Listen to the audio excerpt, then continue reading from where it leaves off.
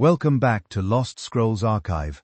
Imagine, standing at the edge of destiny, where one man's final words would echo through eternity. Deuteronomy isn't just another book. It's the pivotal moment that shapes everything. Here, Moses delivers humanity's most crucial choice: life or death, blessing or curse. This book predicts Israel's future with shocking accuracy, establishes the foundation for all biblical prophecy, and reveals God's ultimate plan for redemption. Jesus quoted it more than any other book. Kings rose and fell by its words. Nations were born from its promises. What you're about to discover will revolutionize how you see Scripture itself. The future of humanity was decided here in these final speeches of the greatest prophet who ever lived. Are you ready to witness the moment that changed everything? The sun was setting over the wilderness as Moses stood before an enormous crowd. After 40 long years of wandering, the people of Israel had finally reached the plains of Moab. They could see the promised land just across the Jordan River, so close they could almost touch it. But Moses knew something they didn't. He would never cross that river with them. In the first chapter of Deuteronomy, verse 1, we read that Moses spoke to all Israel beyond the Jordan in the wilderness. This wasn't just another ordinary gathering. This was the moment Moses had been preparing for his entire life. He was 120 years old, and God had already told him his time was coming to an end. The location was carefully chosen. They were in the land of Moab, opposite Beth Peor, near Suf, between Pin and Topel, Lobin, Hazeroth, and Daeshahab. These weren't random places. Each location held memories of God's faithfulness and Israel's struggles during their journey. Moses looked out at the sea of faces before him. These weren't the same people who had left Egypt 40 years earlier. Most of the older generation had died in the wilderness because of their rebellion. Now he was speaking to their children and grandchildren, a new generation who had grown up hearing stories of Egypt but had never lived as slaves themselves. As chapter 1.3 tells us, it was the 40th year in the 11th month, on the first day of the month, that Moses spoke to the children of Israel according to all that the Lord had given him as commandments to them. The timing was perfect. They had just defeated 2 powerful kings east of the Jordan, and their confidence was high. It was time for Moses to pass on everything God had taught him. He began to speak, and his voice carried across the vast assembly. These would be his final words to the nation he had led for 4 decades.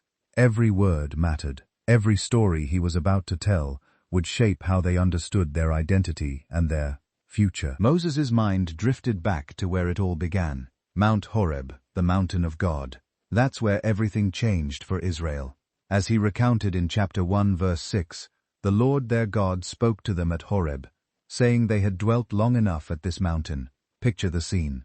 Israel had been camped at the base of Mount Sinai for almost a year. They had received the 10 Commandments, built the tabernacle, and learned how to worship God properly. But God never intended for them to stay there forever. He had bigger plans. The command was simple and direct. As Moses explained in verses 7 and 8, "Turn and take your journey and go to the mountains of the Amorites, to all the neighboring places in the plain, in the mountains and in the lowland, in the south and on the seashore, to the land of the Canaanites, and to Lebanon, as far as the great river, the river Euphrates. See, I have set the land before you. Go in and possess the land which the Lord swore to your fathers." This wasn't just a suggestion. It was a divine command. God was literally telling them to pack up and move toward their destiny. The land was already theirs by promise. They just had to go and take it. But Moses knew that leading over 2 million people wasn't a job for one man. So he reminded them how he had told them in verse 9, "I cannot alone bear you." The burden was too heavy for one person to carry. He needed help. That's when Moses had set up a system of leadership. He told them to choose wise, understanding, and knowledgeable men from their tribes, and he would make them heads over them. As verse 13 records, they answered and said it was a good thing to do. So Moses took the heads of their tribes, wise and knowledgeable men, and made them heads over them. Leaders of thousands, leaders of hundreds, leaders of 50s, leaders of 10s, and officers for their tribes. This wasn't just about organization. It was about preparing them for the challenges ahead. He charged these judges in verse 17 saying they should not show partiality in judgment, but hear the small as well as the great. They should not be afraid in any man's presence, for the judgment belonged to God. This was serious business. They were representing God's justice to his people. Moses' voice grew heavy as he continued his story. What happened next was one of the most heartbreaking moments in Israel's history. They had come so close to entering the Promised Land, but fear destroyed everything. As Moses recounted in chapter 119, they departed from Horeb and went through all that great and terrible wilderness. When they came to Kadesh Barnea, Moses told them in verse 21 that the Lord their God had set the land before them, and they should go up and possess it, as the Lord God of their fathers had spoken to them. They shouldn't fear or be discouraged. But the people weren't satisfied with God's word alone. In verse 22, they came near to Moses and said they wanted to send men before them to search out the land and bring back word of the way they should go up and the cities they would come to. The plan seemed reasonable to Moses, so he took 12 men from them, 1 man from each tribe. These men went up into the mountains and came to the valley of Eshcol and spied it out. They even brought back fruit from the land in their hands, and said in verse 25 that it was a good land which the Lord their God was giving them. Everything should have gone perfectly from there. They had proof that the land was good, just as God had promised. But that's when fear took over. The spies came back with terrifying reports. Yes, the land was good, but the people who lived there were strong, and their cities were great and fortified. They had seen the descendants of Anak there, giants who made them feel like grasshoppers. In verse 26, Moses sadly recalled that they would not go up, but rebelled against the commandment of the Lord their God. Instead of trusting in God's power, they complained in their tents and said in verse 27 that the Lord hated them and had brought them out of the land of Egypt to deliver them into the hand of the Pomerites, to destroy them. The people's fear spread like wildfire. They asked where they could go up, saying their brethren had discouraged their hearts by reporting that the people were greater and taller than them. The cities were great and fortified up to heaven, and they had seen the sons of the Anakim there. Moses tried to encourage them. In verse 29, he said they should not be terrified or afraid of them. The Lord their God, who went before them, would fight for them according to all he had done for them, in Egypt before their eyes, and in the wilderness, where they had seen how the Lord their God carried them as a man carries his son, in all the way that they went, until they came to this place. But it was too late. The damage was done, even with all these reassurances. Verse 32 tells us that in willed this thing, and they did not believe the Lord their God. The consequences of that moment of unbelief were swift and severe. Moses' voice carried the weight of 40 years of sorrow as he continued the story. God's anger burned against that generation, and he made a solemn oath that would change everything. In verse 34, Moses explained that the Lord heard the sound of their words and was angry, and swore an oath, saying that certainly none of these men of this evil generation would see that good land which he swore to give to their fathers. Only Caleb would see it, because he had wholly followed the Lord. The Lord was also angry with Moses for their sake, saying in verse 37 that he also would not go in there. Instead, Joshua, who stood before him, would go in there, and Moses should encourage him, for he would cause Israel to inherit it. But there was hope for the future. The little ones who they said would be victims, their children who today had no knowledge of good and evil, they would go in there. To them, God would give it, and they would possess it. This began the longest time out in human history. As Moses recounted in chapter 2, verse 1, they turned and journeyed into the wilderness by the way of the Red Sea, as the Lord spoke to him. And they skirted Mount S for many days. For nearly 4 decades, they wandered in circles. It wasn't aimless wandering, though. God was teaching them lessons they couldn't learn any other way. He was preparing a new generation who would trust him completely. In verse 7, Moses reminded them that the Lord their God had blessed them in all the work of their hands. He knew their trudging through this great wilderness. These 40 years the Lord their God had been with them, and they lacked nothing. It was a time of testing, but also a time of provision. God's presence never left them. Their clothes didn't wear out. Their feet didn't swell. Every day, manna fell from heaven to feed them. Water flowed from rocks to quench their thirst. The older generation gradually passed away, exactly as God had said they would. It was sad, but it was also necessary. The new generation was watching and learning. They were seeing that God always keeps his word, whether it's a promise or a warning. Moses told them in verse 14 that the time they took to come from Kadesh Barnea until they crossed over the valley of the Zared was 38 years. But now, Moses's tone changed completely. The sadness was replaced with excitement as he told them about their recent victories. After 40 years of wandering, God was finally ready to give them some wins.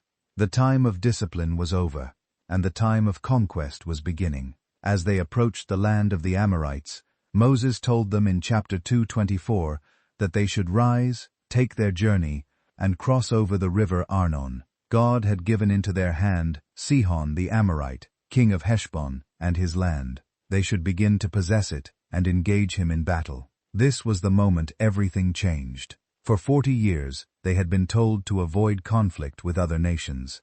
Now God was telling them to fight. It was a sign that their time of waiting was over. Moses sent messengers from the wilderness of Kedmoth to Sihon, king of Heshbon, with words of peace, saying in verse 27 that they would like to pass through his land on the highway, and would not turn aside to the right hand or to the left. He would sell them food for money that they might eat, and give them water for money that they might drink. They only wanted to pass through on foot. It seemed like a reasonable request. They weren't asking for anything for free. They just wanted safe passage through his territory. But Sihon's heart was hardened by the Lord, as verse 30 explains. Because the Lord wanted to deliver him into their hand, Sihon refused their request, and came out against them with all his people to fight at Jehaz. But the Lord their God delivered him over to them, and they defeated him, his sons, and all his people. At that time they took all his cities, and they utterly destroyed the men, women, and children of every city. They left none remaining. The victory was complete and total. They only took the livestock as plunder for themselves and the spoil of the cities which they took. From Aur, which is on the bank of the river Arnon, and from the city that is in the ravine as far as Gilead, there was not one city too strong for them. The Lord their God delivered all to them. But that was just the beginning. Next came an even bigger challenge. Og, king of Bashan. This king was a giant among giants, and his kingdom seemed impossible to conquer. But God had other plans. In chapter 3:1, Moses recounted how they turned and went up the road to Bashan. So Og, king of Bashan, came out against them, he and all his people, to battle at Edrei. But the Lord said to Moses in verse 2 that he should not fear him, for he had delivered him and all his people and his land into his hand. He should do to him as he had done to Sihon, king of the Amorites, who dwelt at Heshbon. The battle was even more decisive than the first one. They utterly destroyed them. As verse 6 explains, they utterly destroyed the men, women, and children of every city, just as they had done to Sihon, king of Heshbon. But all the livestock and the spoil of the cities they took as booty for themselves. When the dust settled, they had conquered an enormous territory. They took all his cities. At that time there was not a city which they did not take from them. 60 cities, all the region of Argob, the kingdom of Og in Bashan. With these massive victories fresh in everyone's memory, it was time to make some important decisions. Moses knew his time was running short, and there were practical matters that needed to be settled before they crossed the Jordan. The tribes of Reuben and Gad came to Moses with a request. They had large herds of livestock, and the land they had just conquered was perfect for raising cattle. In verse 12, Moses explained how he gave this land at that time from Aphro, which is by the river Arnon, and half the mountains of Gilead and its cities. He gave to the Reubenites and the Gadites, the rest of Gilead and all Bashan. The kingdom of Og he gave to half the tribe of Manasseh. This was prime real estate, some of the best grazing land in the region. But there was one important condition attached to this gift.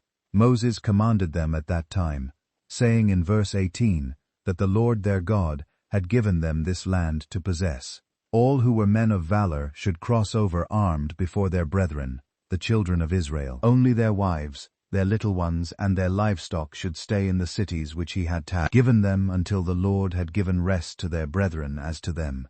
And they also possessed the land which the Lord their God was giving them beyond the Jordan. Then each man could return to his possession which Moses had given him. This was a test of their unity as a nation. Even though these tribes had received their inheritance early, they couldn't just settle down and forget about their brothers. They had to help finish the job of conquering the promised land. But Moses also knew that his own role in this story was coming to an end. In verse 23, he told them how he pleaded with the Lord at that time, saying in verse 24, "O Lord God, you have begun to show your servant your greatness and your mighty hand. For what God is there in heaven or on earth who can do anything like your works and your mighty deeds?" Moses desperately wanted to see the promised land. He begged God in verse 25, "I pray, let me cross over and see the good land beyond the Jordan, those pleasant mountains and Lebanon." After everything he had been through with his people, after 40 years of leading them through the vast wilderness, he wanted to see the end of the story. But God's answer was firm and final. The Lord was angry with Moses for their sake, and would not listen to him. Instead, God told him in verse 27 to go up to the top of Pisgah and lift up his eyes toward the west, the north, the south, and the east. Behold it with his eyes, for he would not cross over this Jordan. The leadership transition was beginning. Moses was commanded to encourage Joshua and strengthen him, for he would go over before this people, and he would cause them to inherit the land which Moses would see. As Moses continued his speech, his focus shifted from the past to the future. He had told them where they had been and what God had done for them. Now he needed to prepare them for what was coming next.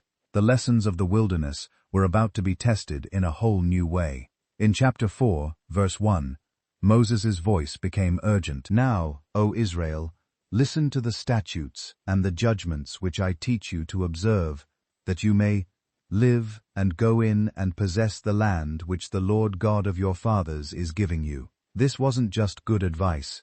It was a matter of life and death. Everything depended on their willingness to obey God's commands completely. Moses warned them, in verse 2, not to add to the word which he commanded them, nor take from it, that they might keep the commandments of the Lord their God, which he commanded them. They had already seen what happened when people disobeyed God. Moses reminded them in verse 3 that their eyes had seen what the Lord did at Balor. For the Lord their God destroyed from among them all the men who followed Baal of Peor. But those who held fast to the Lord their God were alive, every one of them that day.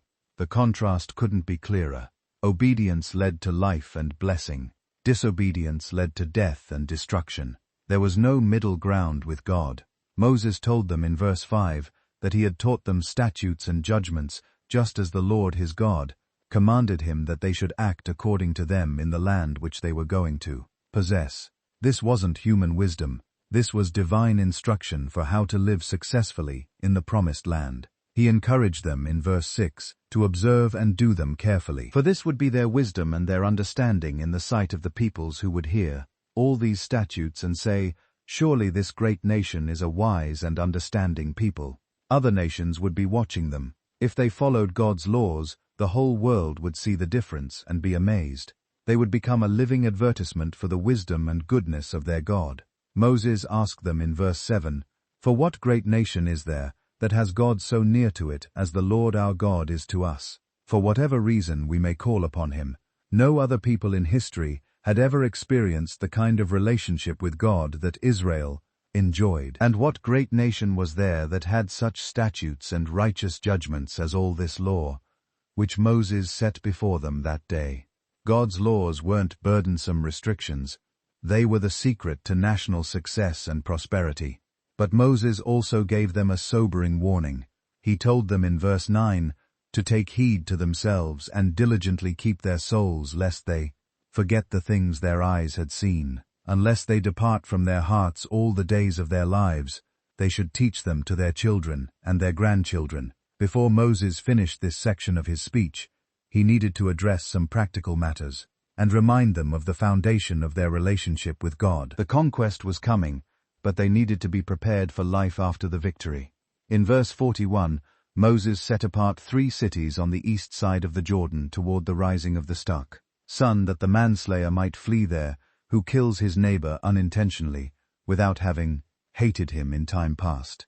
and that by fleeing to one of these cities, he might live. These cities of refuge were an amazing demonstration of God's mercy. Even in cases of accidental death, there was provision for justice and protection. The cities were Beser in the wilderness on the plateau for the Reubenites, Ramoth in Gilead for the Gaites, and Golan in Bashan for the Manassites. But Moses knew that practical laws meant nothing without a proper understanding of their relationship with God. So he took them back to the beginning to Mount Horeb where everything started. In chapter 5 verse 2, Moses declared that the Lord their God made a covenant with them in Horeb. This wasn't ancient history. It was the living foundation of their national identity. The Lord didn't make this covenant with their fathers, but with them, those who were there alive that day. Moses reminded them that the Lord talked with them face to face on the mountain from the midst of the fire. He stood between the Lord and them at that time to declare to them the word of the Lord. For they were afraid because of the fire and did not go up the mountain.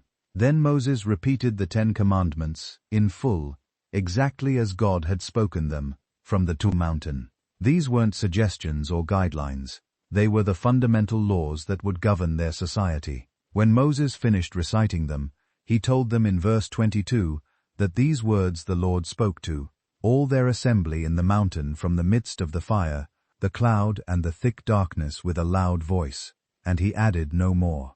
He wrote them on 2 tablets of stone and gave them to Moses.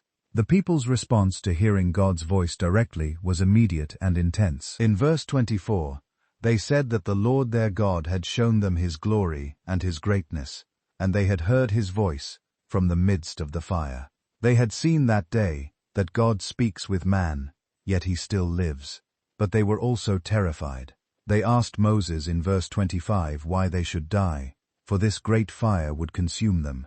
If they heard the voice of the Lord their God any more, then they would die. They begged Moses to go near and hear all that the Lord their God might say, and speak to them all, that the Lord their God would speak to him, and they would hear and do it. God was pleased with their response. In verse 28, the Lord heard the voice of their words when they spoke to Moses. And the Lord said to him, I have heard the voice of the words of this people which they have spoken to you. They are right in all that they have spoken. But God also knew their hearts. He continued in verse 29, Oh, that they had such a heart in them, that they would fear me, and always keep all my commandments, that it might be well with them and with their children forever. Moses shifted his tone as he began to speak about something deeply personal to every person standing before him. The wilderness years weren't just ancient history, they were the defining experience of this generation. Every scar, every lesson, every moment of God's provision had shaped who they were. In chapter 8, verse 2, Moses told them to remember that the Lord their God led them all the way these 40 years in the wilderness, to humble them and test them to know what was in their heart, whether they would keep his commandments or not. This wasn't random suffering, it was purposeful training. The testing had been intense and personal. Moses explained in verse 3 that God humbled them, allowed them to hunger, and fed them with manna, which they did not know, nor did their fathers know, that he might make them know that man shall not live by bread alone, but man lives by every word that proceeds from the mouth of the Lord. Think about it. An entire generation had grown up eating food that fell from the sky every morning. They had never planted crops, never harvested grain, never baked bread the normal way. God had fed them supernaturally for 4 decades to teach them a simple truth. They needed his word more than they needed food. The miracles hadn't stopped with food. Moses reminded them in verse 4 that their garments did not wear out on them, nor did their feet swell these 40 years. Imagine wearing the same clothes for 40 years and having them look brand new every day. Their shoes never got holes. Their feet never got blisters from walking thousands of miles through the desert. But Moses wanted them to understand the deeper purpose behind all these miracles. In verse 5, he told them to know in their heart that as a man chastens his son, so the Lord their God chastens them. This wasn't punishment for punishment's sake. It was a loving father preparing his children for their inheritance. The land they were about to enter would test them in completely different ways.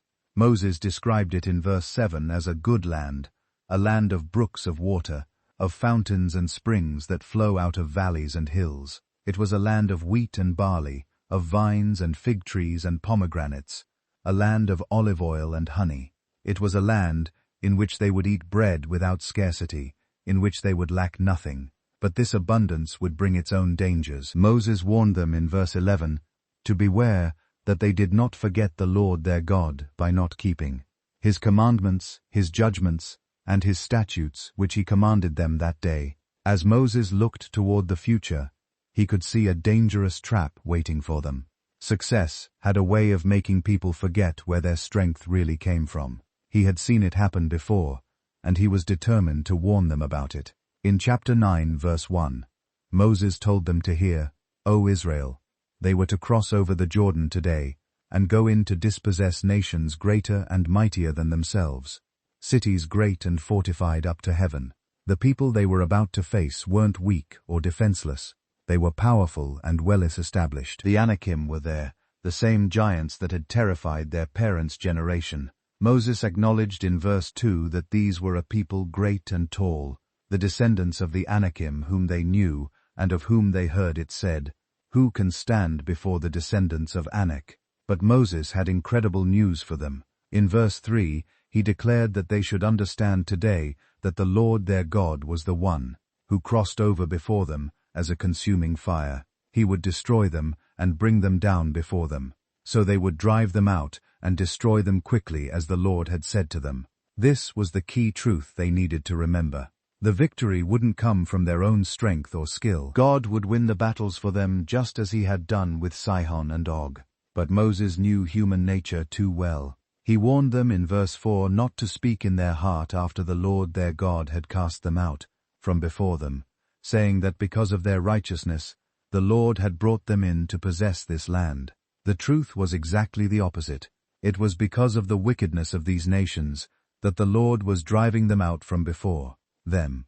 Moses was brutally honest with them. In verse 5, he told them it was not because of their righteousness or the uprightness of their heart that they were going in to possess their land, but because of the wickedness of these nations, that the Lord their God drove them out from before them, and that he might fulfill the word which the Lord swore to their fathers, to Abraham, Isaac, and Jacob. He wanted to make this crystal clear, so he repeated it again in verse 6. They should understand that the Lord their God was not giving them this good land to possess, because of their righteousness, for they were a stiff-necked people. To prove his point, Moses reminded them of their track record. He told them in verse 7 to remember and not forget how they provoked the Lord their God to wrath in the wilderness. From the day that they departed from the land of Egypt until they came to this place, they had been rebellious against the Lord. The worst example was what happened at Mount Horeb itself. Moses recounted in verse 8 how even at Horeb they provoked the Lord to wrath, so that the Lord was angry enough with them to have destroyed them.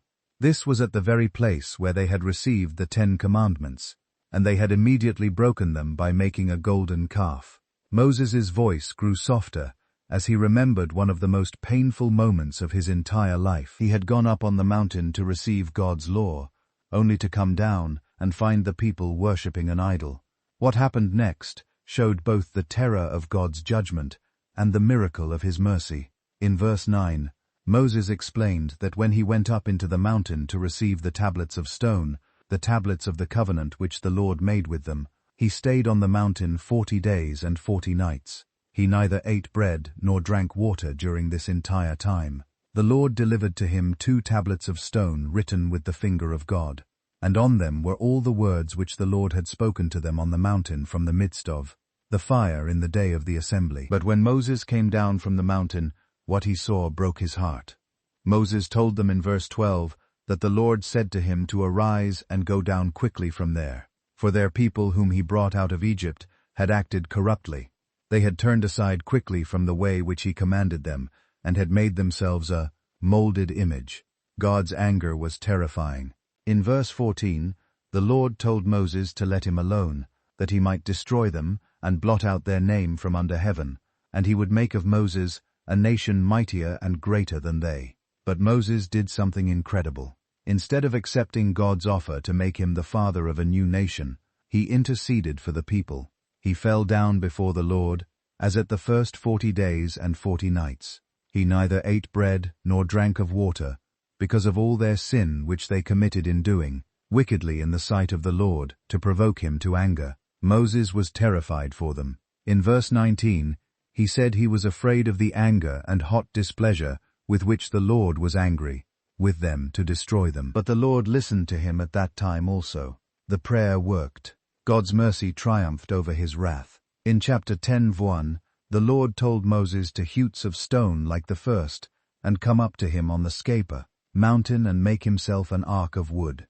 God would write on the tablets the words that were on the first tablets which Moses broke, and he should put them in the ark. Moses did exactly as God commanded. He made an ark of acacia wood, hewed 2 tablets of stone like the first, and went up the mountain with the 2 tablets in his hand. The Lord wrote on the tablets according to the first writing, the 10 commandments which the Lord had spoken to them on the mountain from the midst of the fire in the day of the assembly. And the Lord gave them to Moses. This time there was no golden calf waiting at the bottom of the mountain. The tablets safely made it into the ark, where verse 5 tells us they remained as the Lord commanded. Moses' tone became urgent as he moved from the past to the future. Everything he had told them so far was leading up to this moment, the most important choice they would ever make as a nation. The stakes couldn't be higher. In chapter 11 verse 1, Moses commanded them to love the Lord their God and keep his charge, his statutes, his judgments, and his commandments always. This wasn't just a suggestion, it was the foundation of everything else that would happen to them. Moses reminded them that their children hadn't seen what they had seen. In verse 2, he spoke to those who knew and had seen the chastening of the Lord their God, his greatness and his mighty hand and his outstretched arm. They were eyewitnesses to the greatest miracles in history. They had seen his signs and his acts which he did in the midst of Egypt, to Pharaoh, king of Egypt, and to all his land.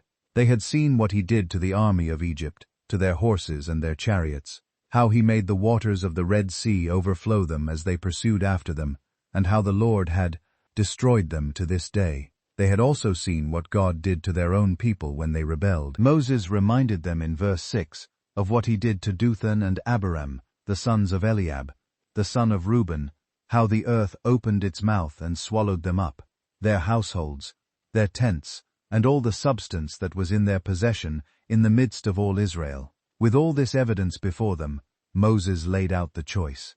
In verse 8, he told them that they should keep every commandment which he commanded them today, that they might be strong, and go in and possess the land which they crossed over to possess. The land itself was at stake.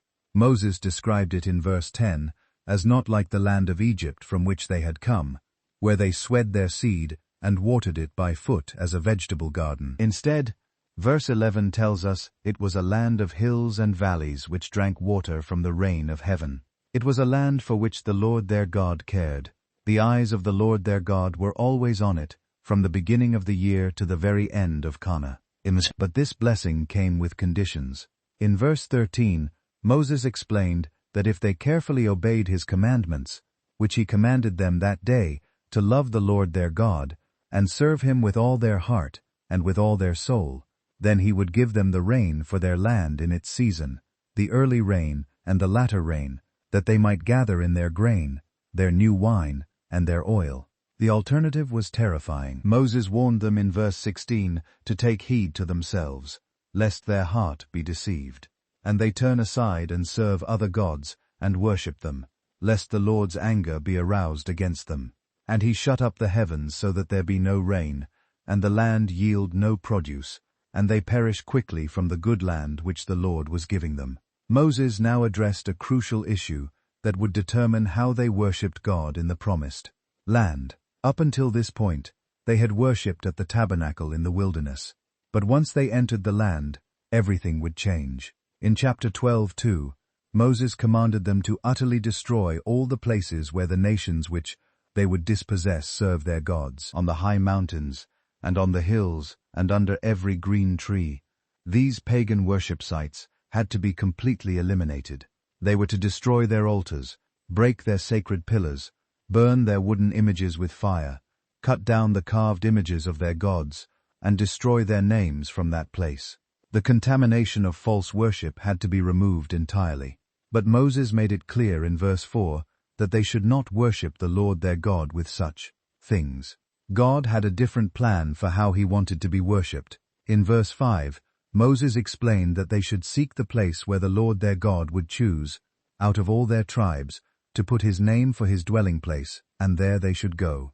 This was revolutionary. Instead of many worship sites scattered throughout the land, there would be one central location chosen by God himself.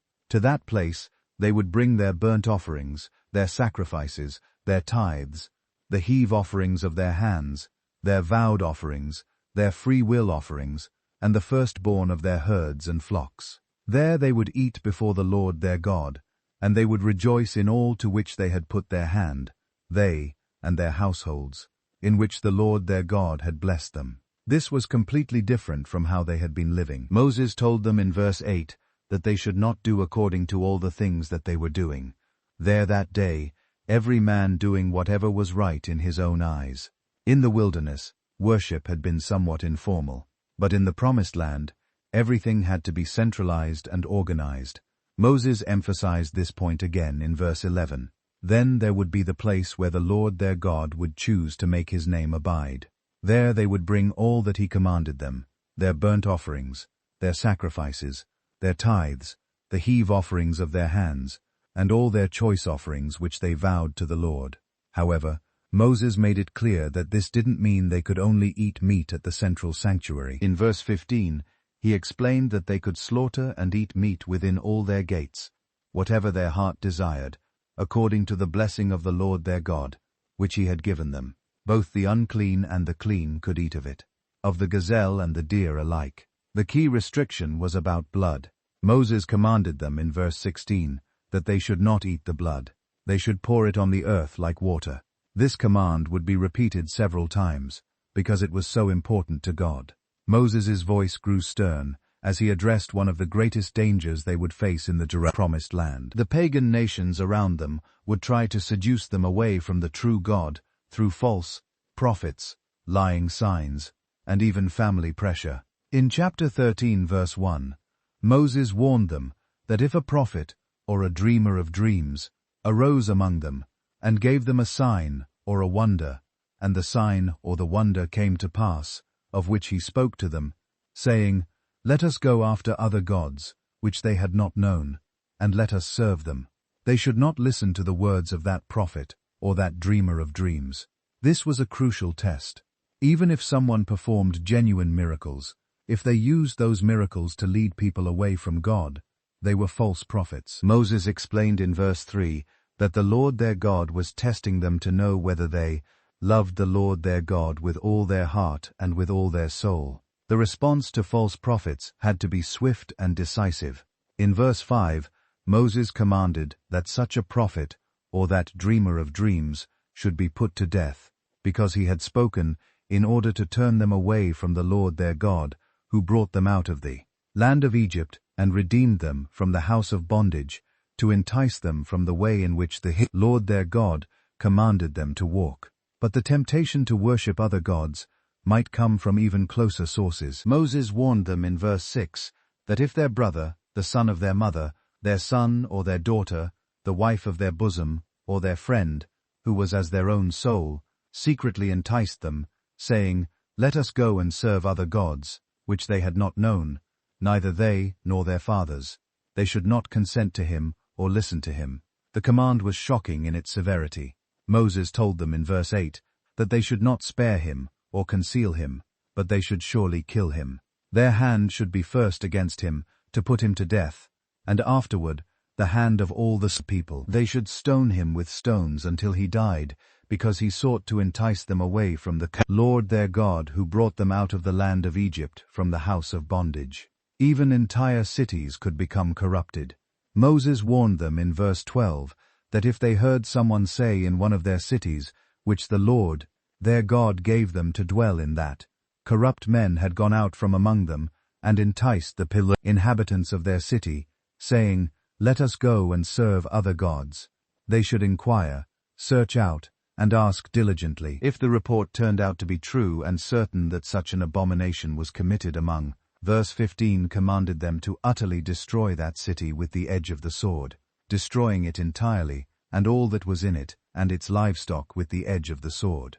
Moses now shifted to explain how God's people should live differently from the nations around them. Their identity as God's children should be visible in every aspect of their daily lives, including what they ate and how they treated their bodies. In chapter 14 verse 1, Moses declared that they were children of the Lord their God. They should not cut themselves, nor shave the front of their heads for the dead. The pagan nations practiced self-mutilation as part of their religious rituals. But God's people were called to something higher. The reason was simple and powerful. Moses told them in verse 2 that they were a holy people to the Lord their God, and the Lord had chosen them to be a people for himself, a special treasure above all the peoples who were on the face of the earth. This special status affected even their diet. Moses commanded them in verse 3 that they should not eat any detestable thing. He then gave them a detailed list of which animals they could and couldn't eat. The clean animals were specified in verse 4: the ox, the sheep, the goat, the deer, the gazelle, the road deer, the wild goat, the mountain goat, the antelope, and the mountain sheep. Among the animals, whatever divided the hoof, having the hoof split into two parts, and chewed the cut, they could eat. But there were important exceptions. Moses listed in verse 7 that they should not eat the camel, the hare, and the rock hirera, for they chew the cud, but do not have cloven hooves. They were unclean for them. Also, the swine was unclean, because it divided the hoof, yet did not chew the cud. The rules for fish were simpler.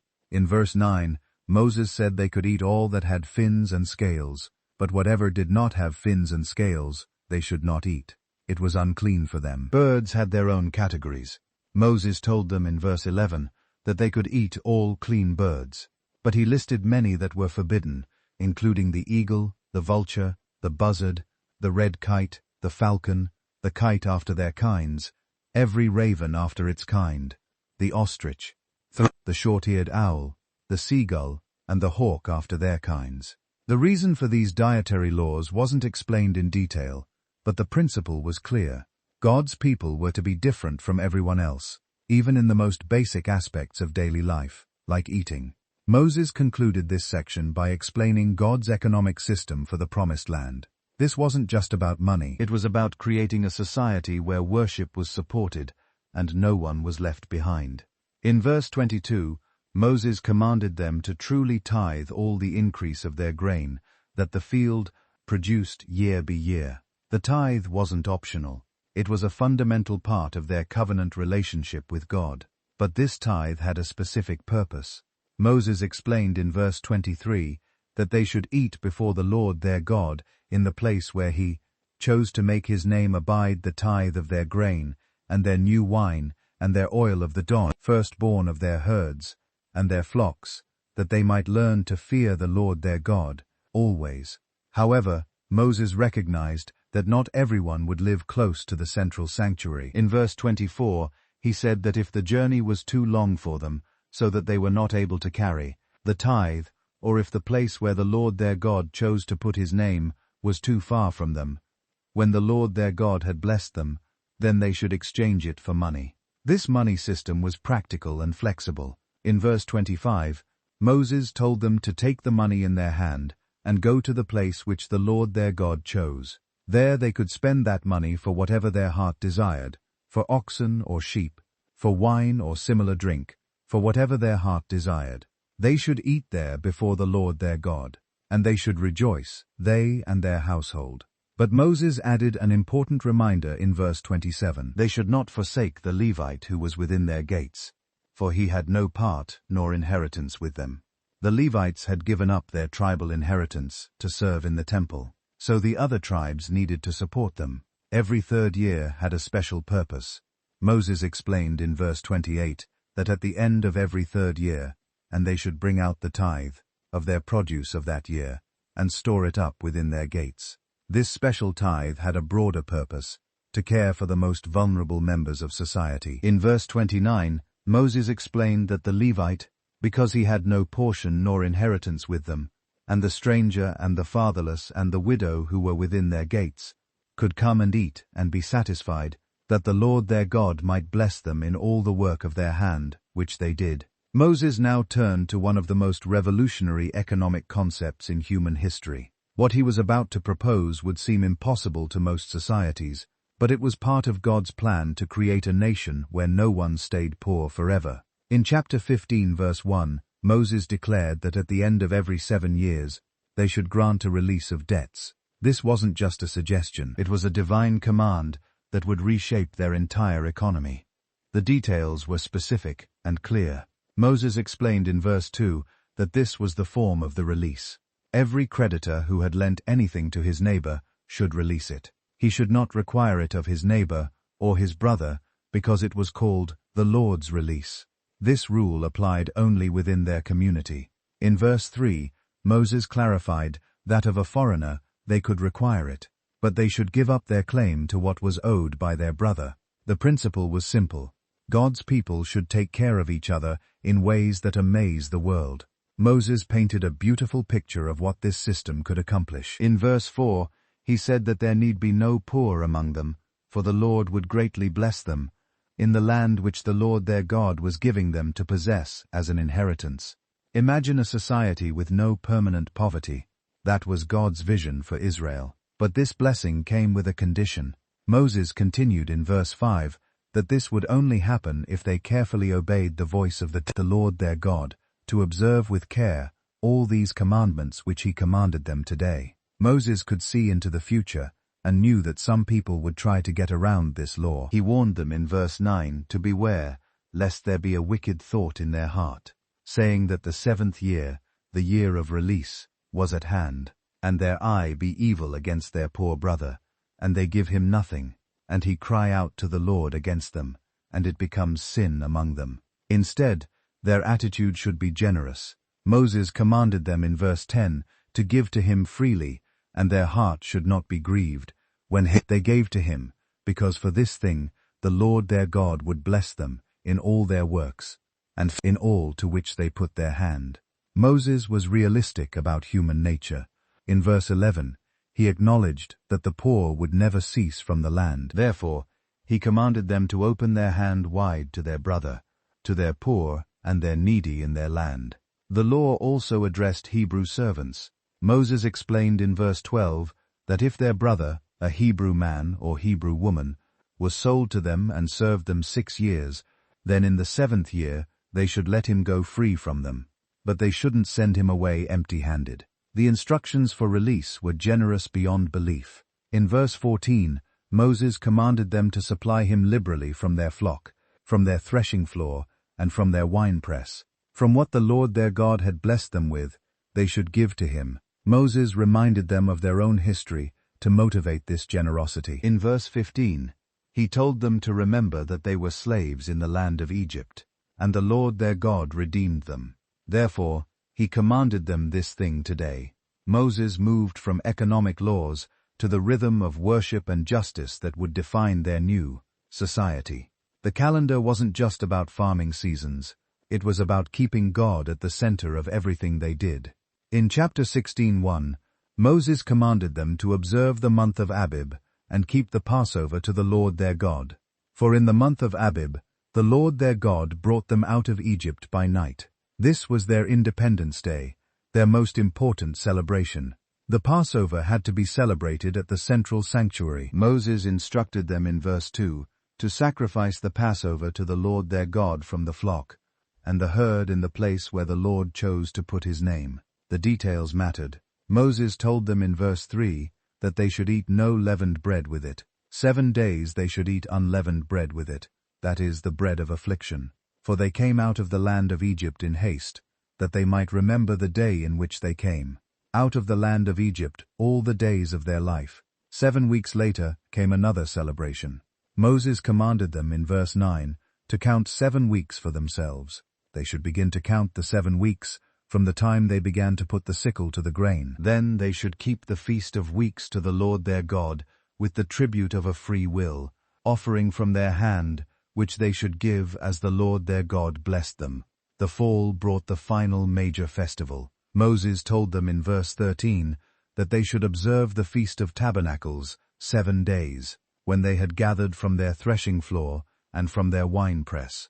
These weren't just religious ceremonies, they were times of joy for the whole community. Moses emphasized in verse 14 that they should rejoice in their feast. They, and their son, and their daughter, their male servant, and their female servant, and the Levite, the stranger, and the fatherless, and the widow, who were within their gates. But Moses also knew that festivals alone wouldn't create a just society.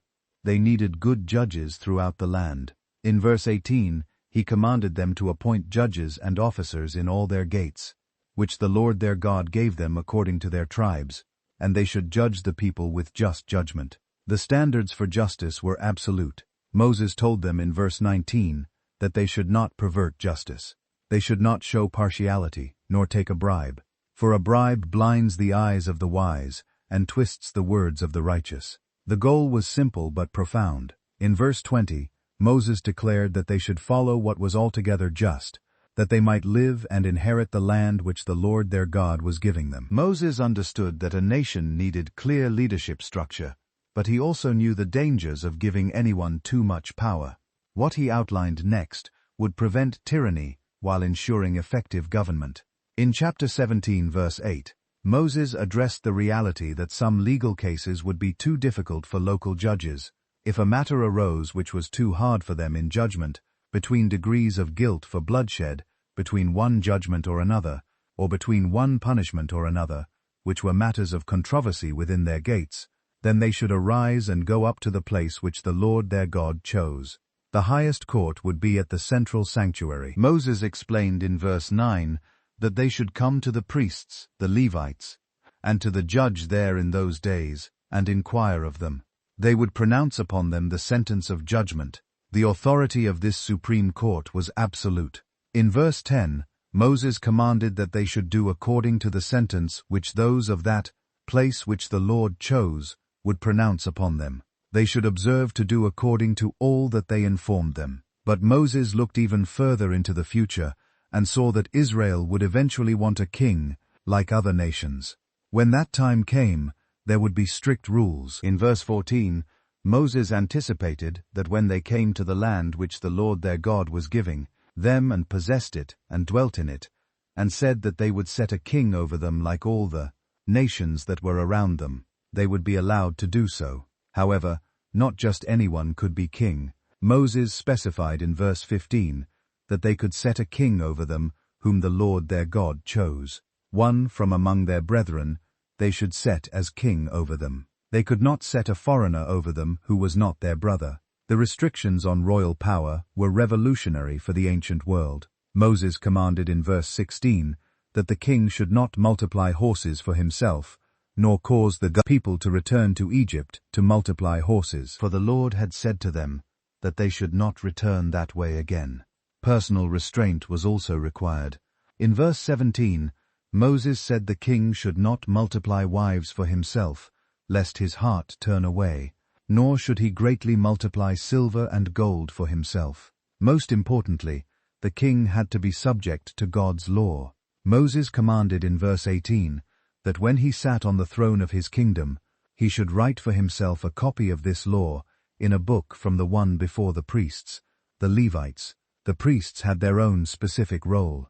In chapter 18 verse 1, Moses explained that the priests, the Levites, all the tribe of Levi should have no part nor inheritance with Israel. They should eat the offerings of the Lord made by fire and his portion. God would provide for them in a different way. Moses said in verse 2 that they should have no inheritance among their brethren. The Lord was their inheritance, as he said to them. The people were required to support the priests.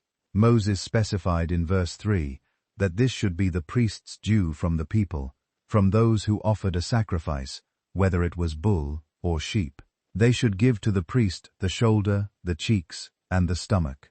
Moses now addressed one of the most challenging aspects of justice: what to do when someone accidentally killed another person. The law he was about to give would revolutionize how societies handled unintentional homicide. In chapter 19 verse 2, Moses commanded that when the Lord their God had cut off the nations whose land the Lord their God was giving them, and they dispossessed them and dwelt in their cities and in their houses, They should separate 3 cities for themselves in the midst of their land, which the Lord their God was giving them to possess. These cities had a specific purpose. Moses explained in verse 3 that they should prepare roads for themselves and divide into 3 parts, the territory of their land, which the Lord their God was giving them to inherit, that any manslayer might flee there. The law was carefully designed to distinguish between murder and accident. In verse 4, Moses defined who could use these cities. Whoever killed his neighbor unintentionally, without having hated him in time past, could flee there and live. Moses gave a specific example in verse 5. When a man went to the woods with his neighbor to cut timber, and his hand swung a stroke with the axe to cut down the tree, and the head slipped from the handle and struck his neighbor so that he died. He should flee to one of these cities and live. Without these cities, tragic accidents could lead to blood feuds.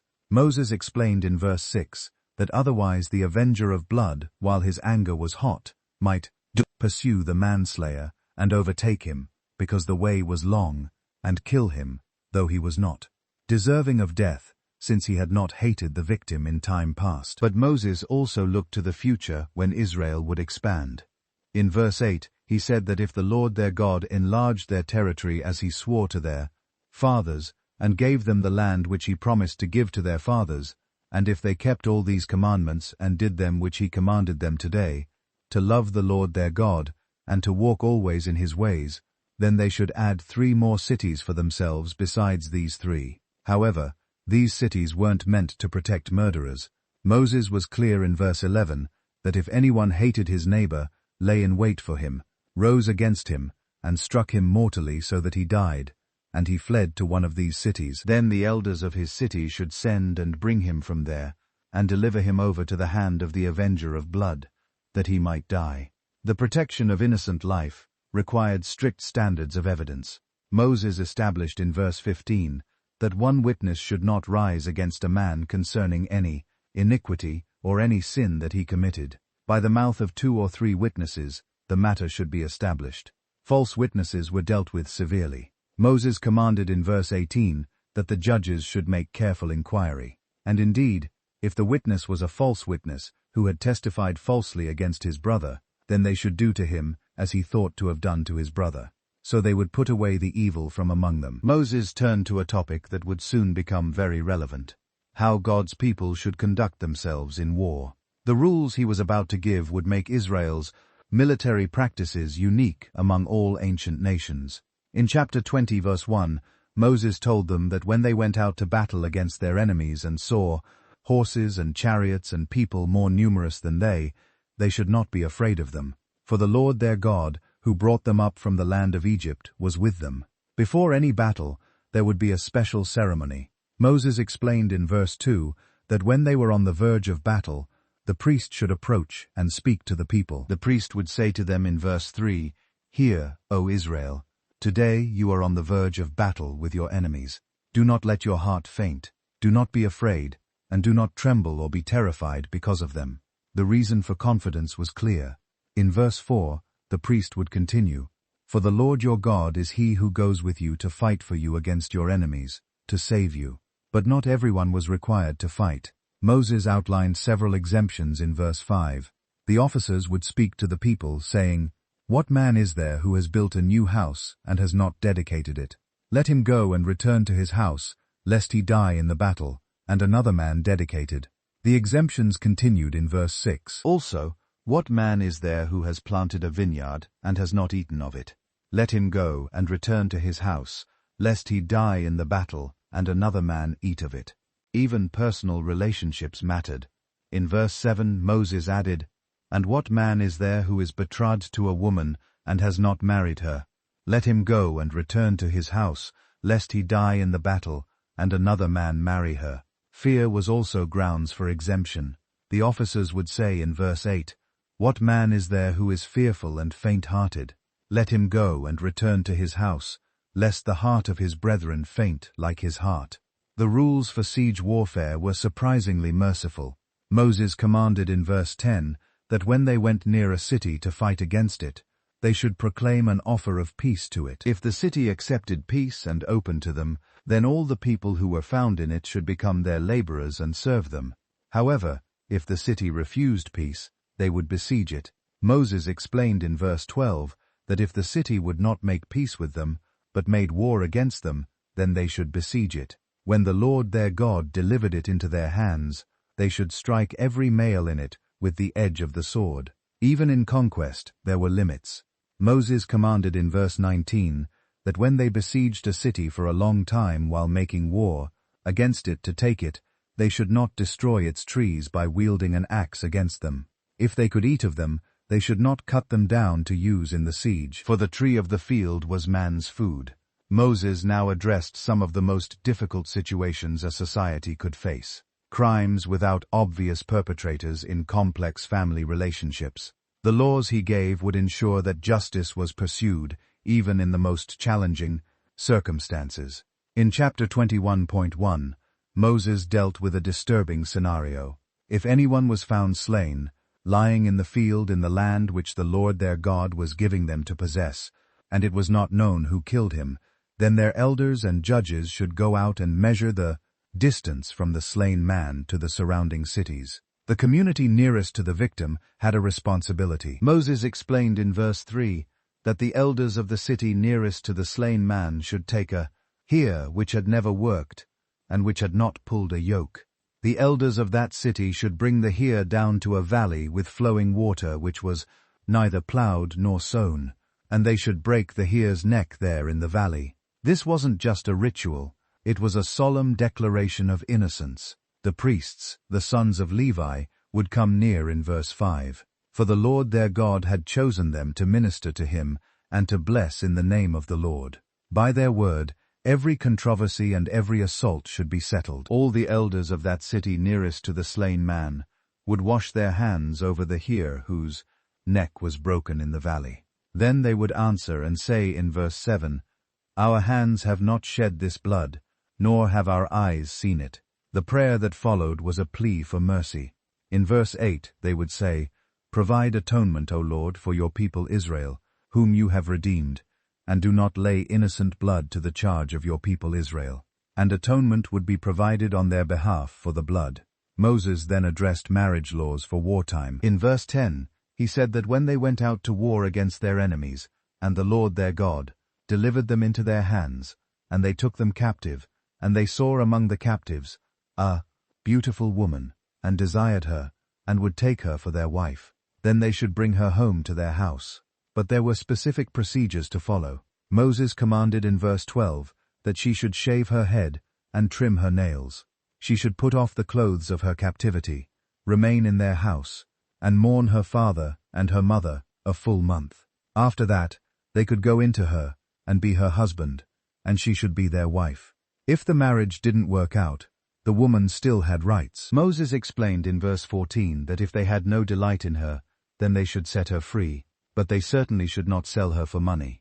They should not treat her brutally because they had humbled her. Moses also addressed inheritance issues in families with multiple wives. In verse 15, he said that if a man had 2 wives, one loved and the other unloved, and they had borne him children, both the loved and the unloved, and if the firstborn son was of her who was unloved, then it should be on the day he bequeathed his possessions to his sons, that he could not bestow firstborn status on the son of the loved wife, in preference to the son of the unloved, the true firstborn. Moses now tackled one of the most painful situations any parent could face, a child who completely rejected their authority and became a danger to society. The law he was about to give would shock modern readers, but it reflected the seriousness of family order in ancient society. In verse 18, Moses addressed the case of a man who had a stubborn and rebellious son who would not obey the voice of his father or the voice of his mother, and who, when they had chastened him, would not heed them. This wasn't about ordinary childhood misbehavior. This was about a son who had become completely uncontrollable. The parents couldn't just handle this privately. Moses commanded in verse 19 that his father and his mother should take hold of him and bring him out to the elders of his city, to the gate of his city. They would say to the elders in verse 20, This son of ours is stubborn and rebellious. He will not obey our voice. He is a glutton and a drunkard. The consequence was severe. Moses declared in verse 21 that all the men of his city should stone him to death with stones. So they would put away the evil from among them, and all Israel would hear and fear. Moses also addressed the treatment of executed criminals. In verse 22, he said that if a man had committed a sin deserving of death, and he was put to death, and they hanged him on a tree, his body should not remain overnight on the tree, but they should surely bury him that day so that their land would not be defiled. For he who was hanged was accursed of God.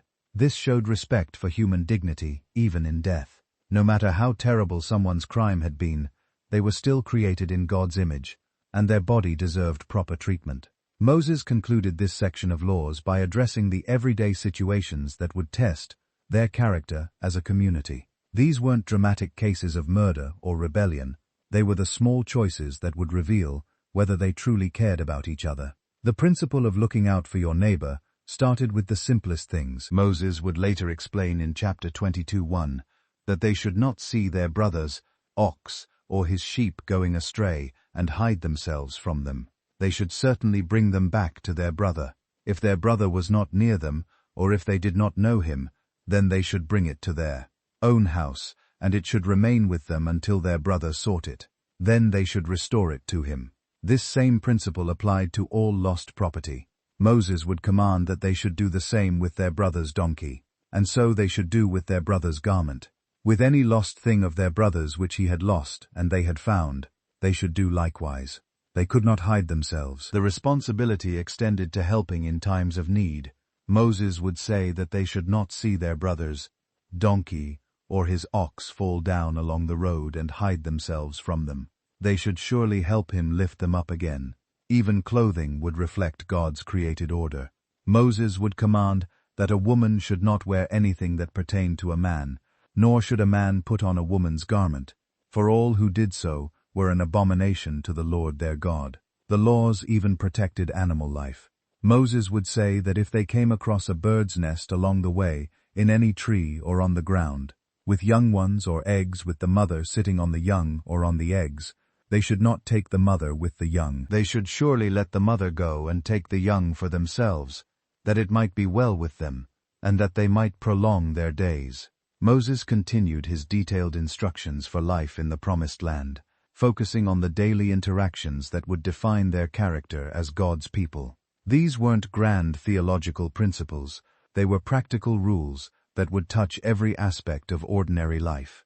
In chapter 22 verse 1, Moses commanded that they should not see their brother's ox or his sheep going astray and hide themselves from them. They should certainly bring them back to their brother. This simple law established a fundamental principle. They were responsible for each other's welfare, even in the smallest matters. But Moses knew that sometimes the owner might not be easily found.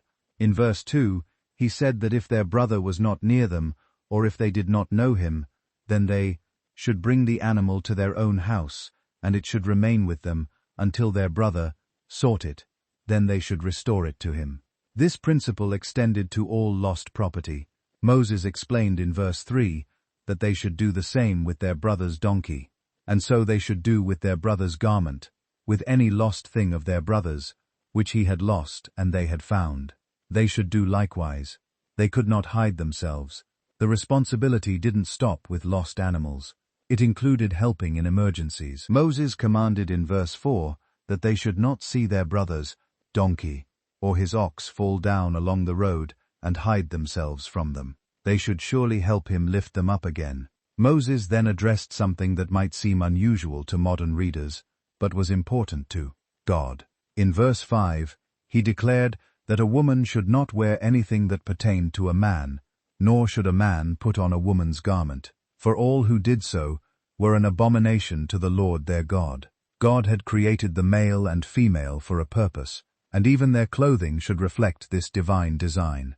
Environmental stewardship was also part of their responsibility. Moses gave them a law in verse 6 about protecting wildlife. If they came across a bird's nest along the way in any tree, or on the ground, with young ones or eggs, with the mother sitting on the young or on the eggs, they should not take the mother with the young. The reason was both practical and spiritual.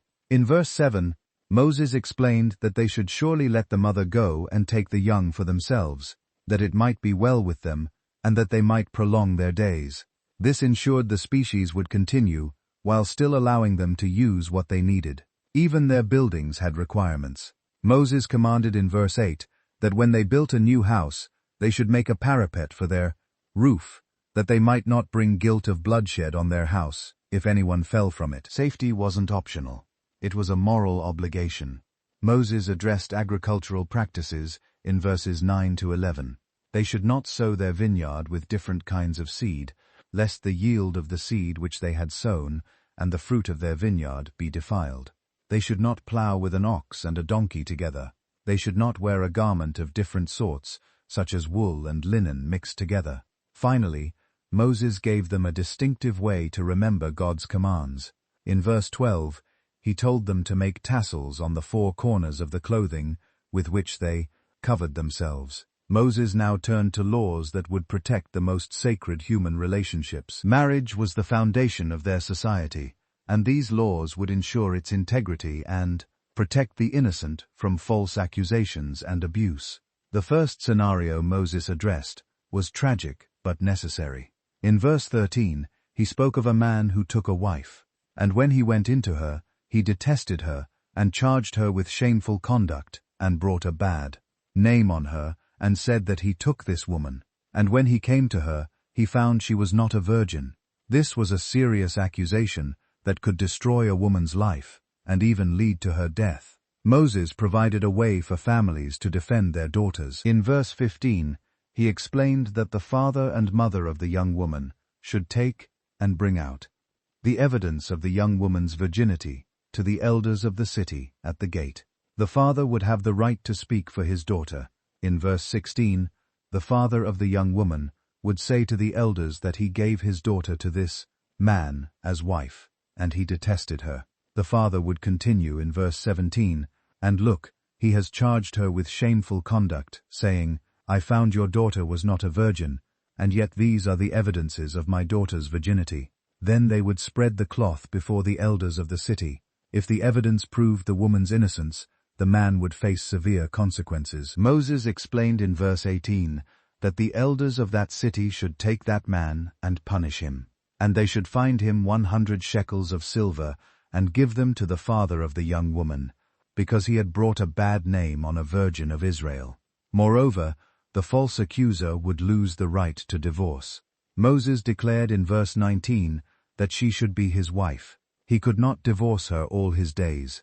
However, if the accusation proved true, the consequences were severe. Moses explained in verse 21 that they should bring out the young woman to the door of her father's house, and the men of her city should stone her to death with stones, because she had done a disgraceful thing in Israel, to play the harlot in her father's house. Adultery was treated with equal seriousness. Moses declared in verse 22 that if a man was found lying with a woman married to a husband, then both of them should die, the man that lay with the woman and the woman, so they would put away the evil from Israel. The laws also protected young women from sexual assault. Moses addressed in verse 23 a scenario where a young woman who was a virgin was betrothed to a husband, and a man found her in the city and lay with her. In this case, both would be stoned, because she didn't cry out in the city where people could have helped her. But the law distinguished between consensual relations and assault. Moses explained in verse 25 that if a man found a betrothed young woman in the countryside, and the prost, rubraitatunasum, that Lysaskaz, and the woman was innocent because in the countryside, even if she cried out, there would be no one to save her. Moses also addressed situations where unmarried people became involved. In verse 28, he said that if a man found a young woman who was a virgin, who was not betrothed, and he seized her and lay with her, and they were found out, then the man who lay with her should give to the young woman's father 50 shekels of silver, and she should be his wife, because he had humbled her. He could not divorce her all his days. Finally, Moses addressed a situation that violated basic family boundaries. In verse 30, he declared that a man should not take his father's wife, nor uncover his father's bed. Moses now outlined who could participate in the assembly of the Lord and the standards that would keep their community holy. These weren't arbitrary rules. They reflected God's character and the special calling of his people. In chapter 23:1, Moses declared that he who was emasculated by crushing or mutilation should not enter the assembly of the Lord. This wasn't meant to be cruel to those who had suffered injury, but to distinguish Israel from pagan cultures that practiced such mutilation in their religious ceremonies. Children born outside of marriage also faced restrictions. Moses stated in verse 2 that one of illegitimate birth should not enter the assembly of the Lord.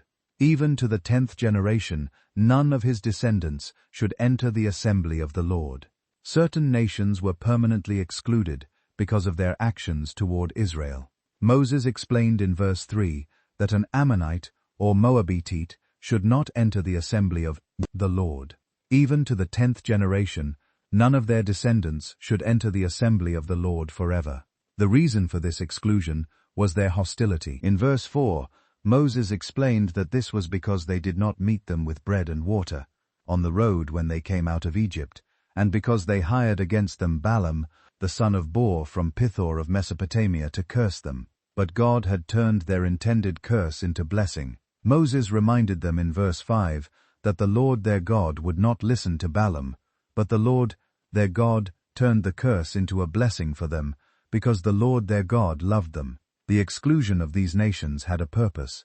Moses commanded in verse 6 that they should not seek their peace, nor their prosperity, all their days forever. However, not all foreign nations were treated the same way. Moses showed mercy to others in verse 7, saying they should not abhor an Edomite, for he was their brother. They should not abhor an Egyptian, because they were an alien in his land. Time could heal some wounds. Moses explained in verse 8 that the children of the 3rd generation born to them could enter the assembly of the Lord. Moses then turned to maintaining purity during military campaigns. In verse 9, he told them that when the army went out against their enemies, they should keep themselves from every wicked thing. Personal hygiene and cleanliness were part of spiritual purity.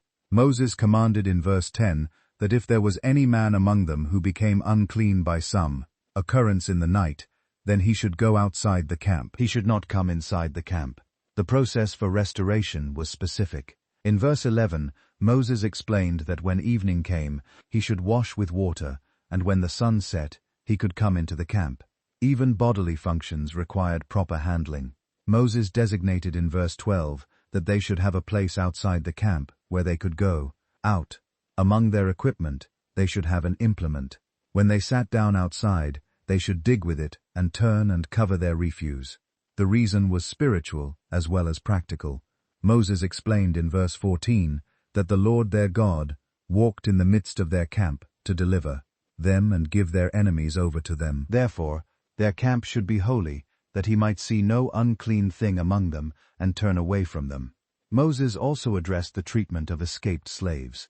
In verse 15, he commanded that they should not give back to his master the slave who had escaped from his master to them. He should dwell with them in their midst, in the place which he chose within one of their gates, where it seemed best to him. They should not oppress him. Moses continued with laws that would set Israel apart from other nations through their treatment of the vulnerable and their business practices. These weren't just moral suggestions. They were divine commands that would determine their success or failure as a society. Religious prostitution was strictly forbidden. In verse 17, Moses declared that there should be no ritual harlot of the daughters of Israel, or a perverted one of the sons of Israel. The pagan nations used temple prostitution as part of their worship, but Israel's worship would be pure. Moses was even more specific in verse 18, commanding that they should not bring the wages of a harlot or the price of a dog to the house of the Lord their God, for any vowed offering, for both of these were an abomination to the Lord their God. Interest charges within the community were prohibited. Moses commanded in verse 19 that they should not charge their brother interest on money or food, or anything that was lent for interest. This was revolutionary. Most ancient societies allowed unlimited interest rates that trapped the poor in permanent debt.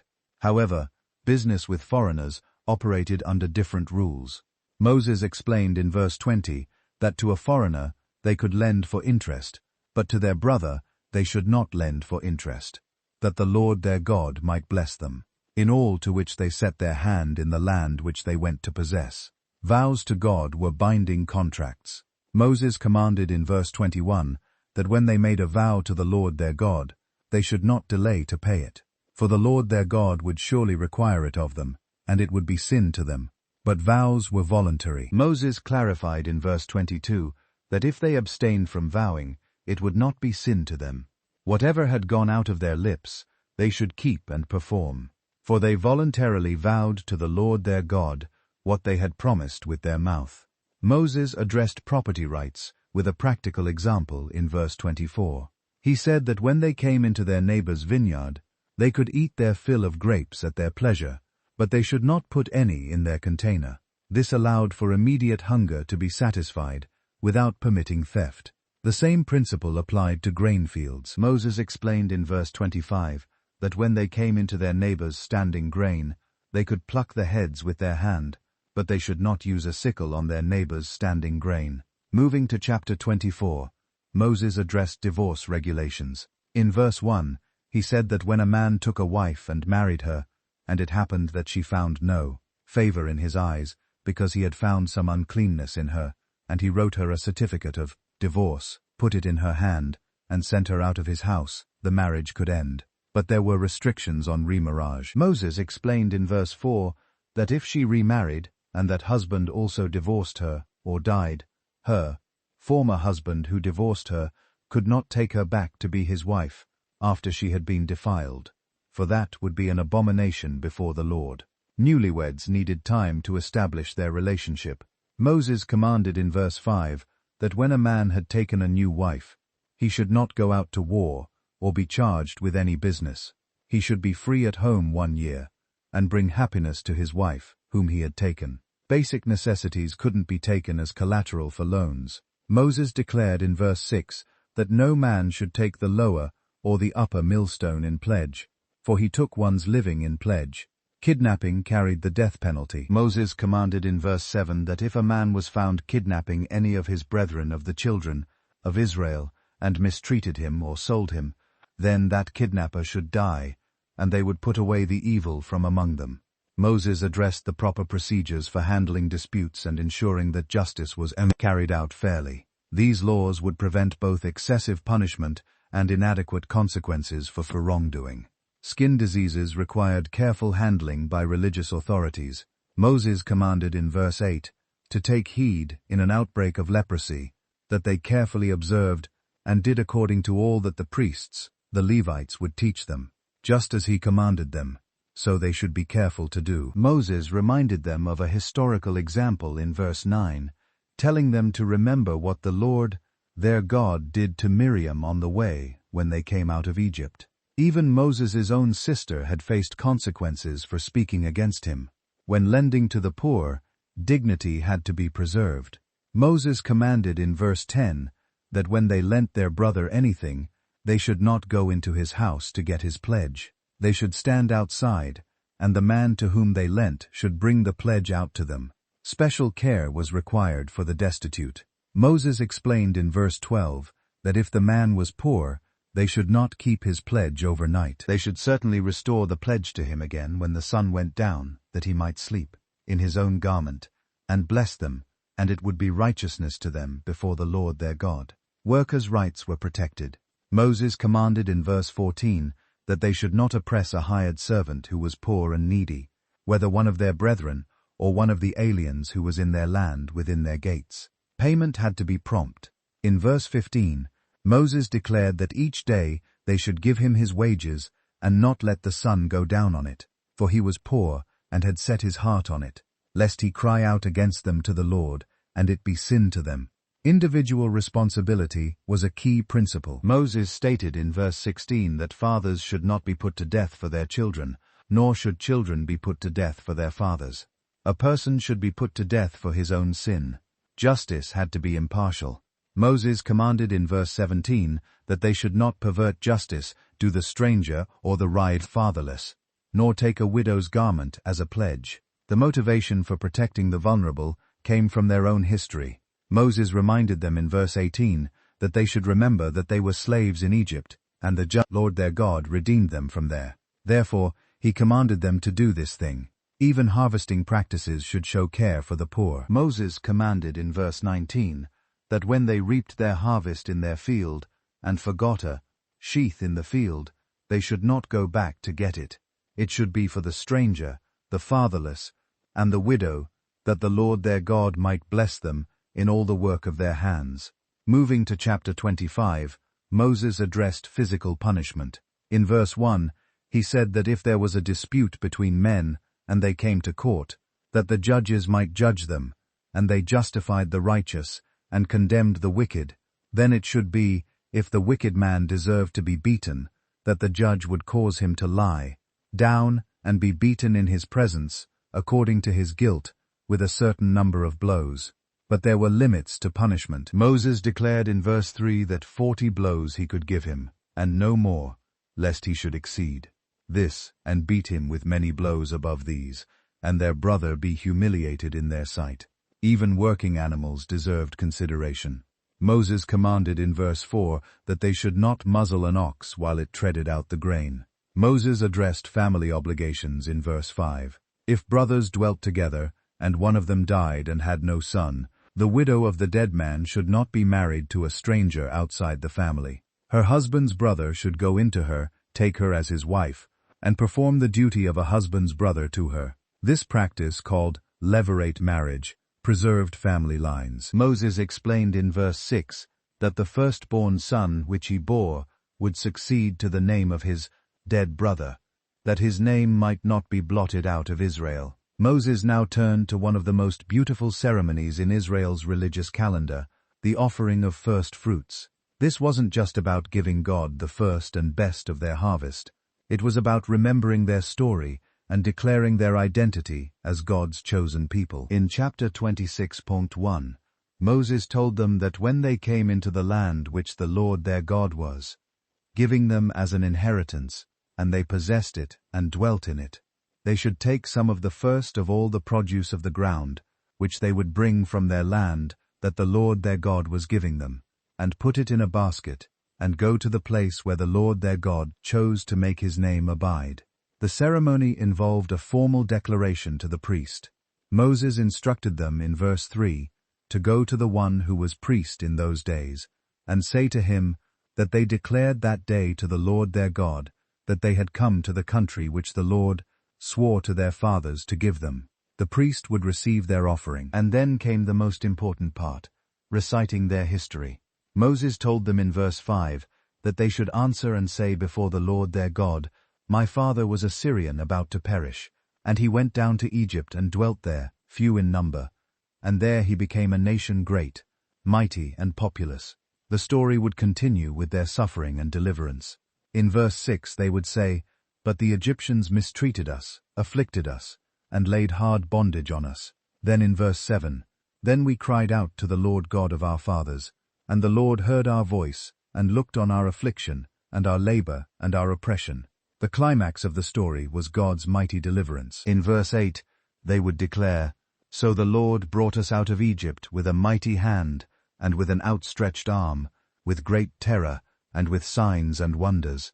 And finally, in verse 9, "He has brought us to this place, and has given us this land, a land flowing with milk and honey." The ceremony concluded with gratitude and celebration. Moses told them in verse 10 that they would say, "And now, behold, I have brought the first fruits of the land which you, O Lord, have given me." Then they would set it before the Lord their God, and worship before the Lord their God. The celebration extended to everyone.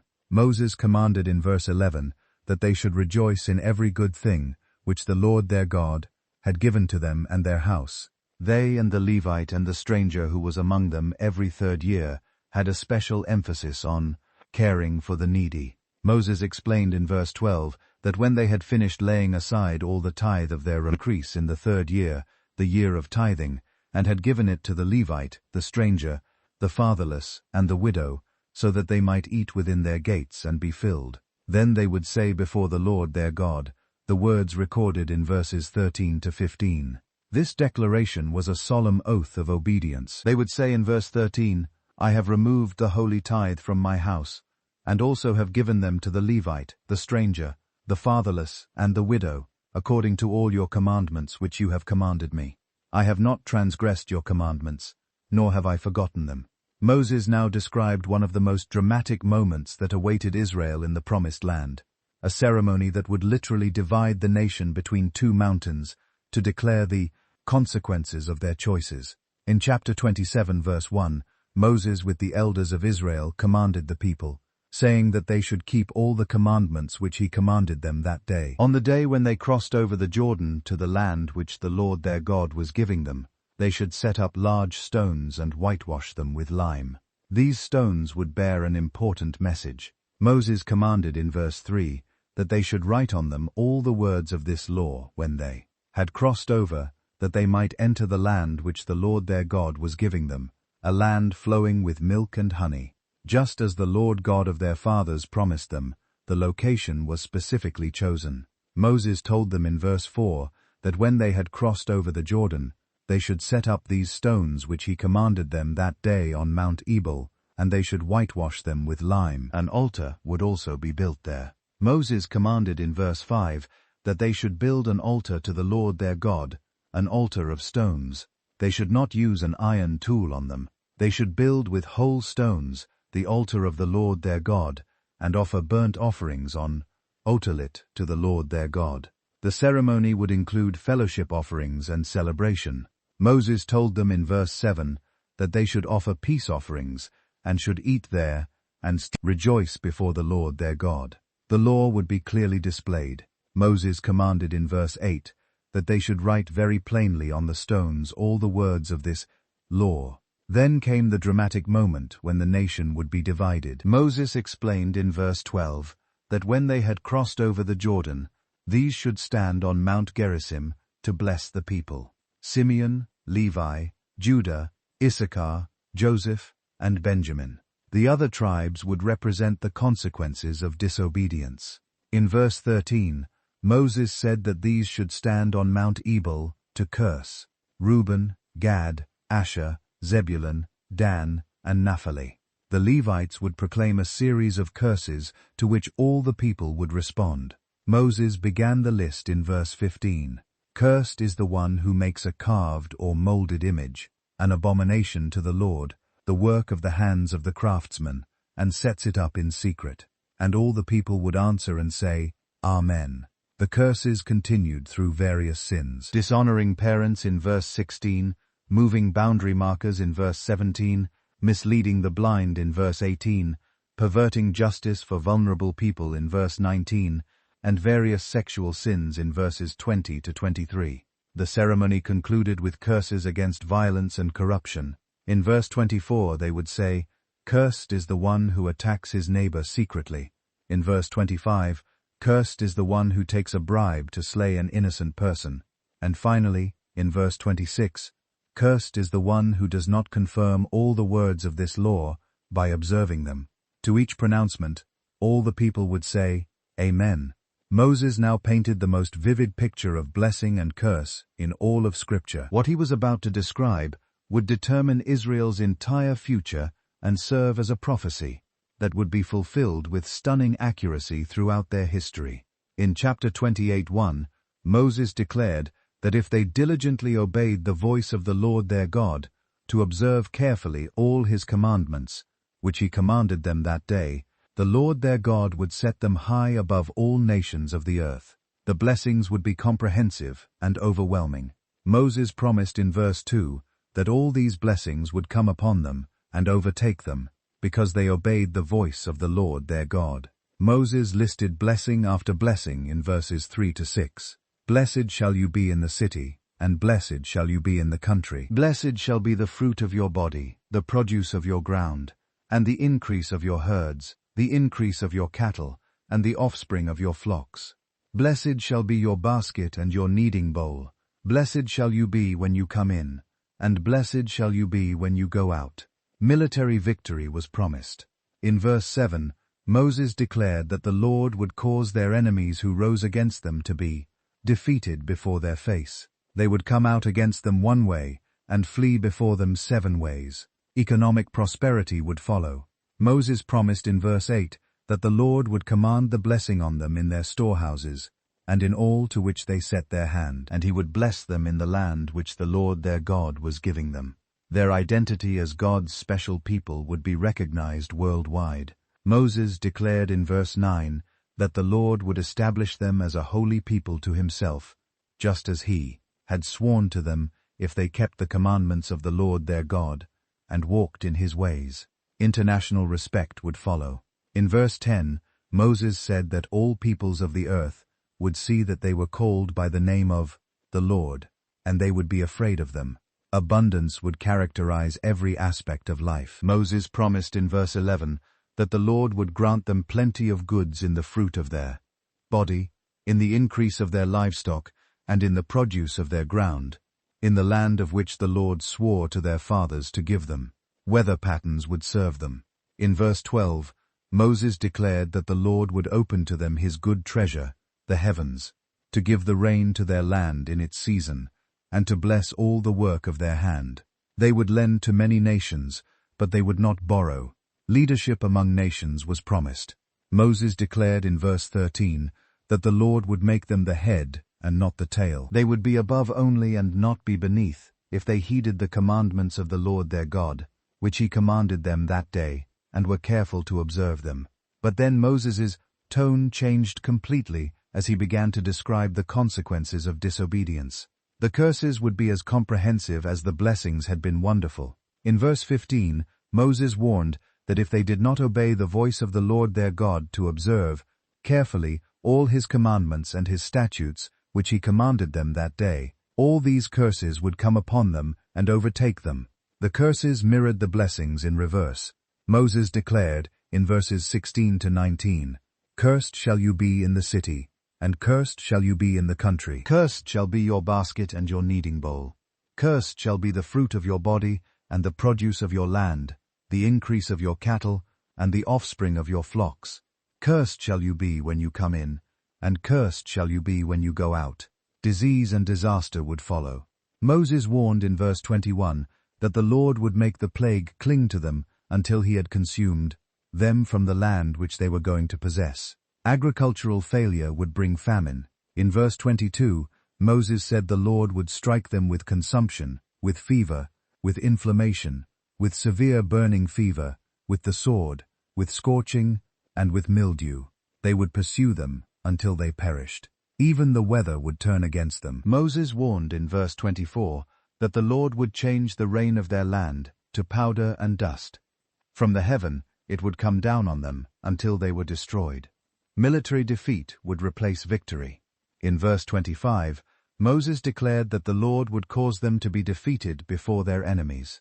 They would go out one way against them and flee 7 ways before them, and they would become troublesome to all the kingdoms of the earth. The prophecies became increasingly horrific, describing siege conditions so severe that Moses said in verse 53, "They would eat the fruit of their own body, the flesh of their sons and their daughters, whom the Lord their God had given them in the siege and desperate straits in which their enemy would distress them." The ultimate curse would be exile from the promised land. Moses prophesied in verse 64 that the Lord would scatter them among all peoples from one end of the earth to the other, and there they would serve other gods, which neither they nor their fathers had known, wood and stone.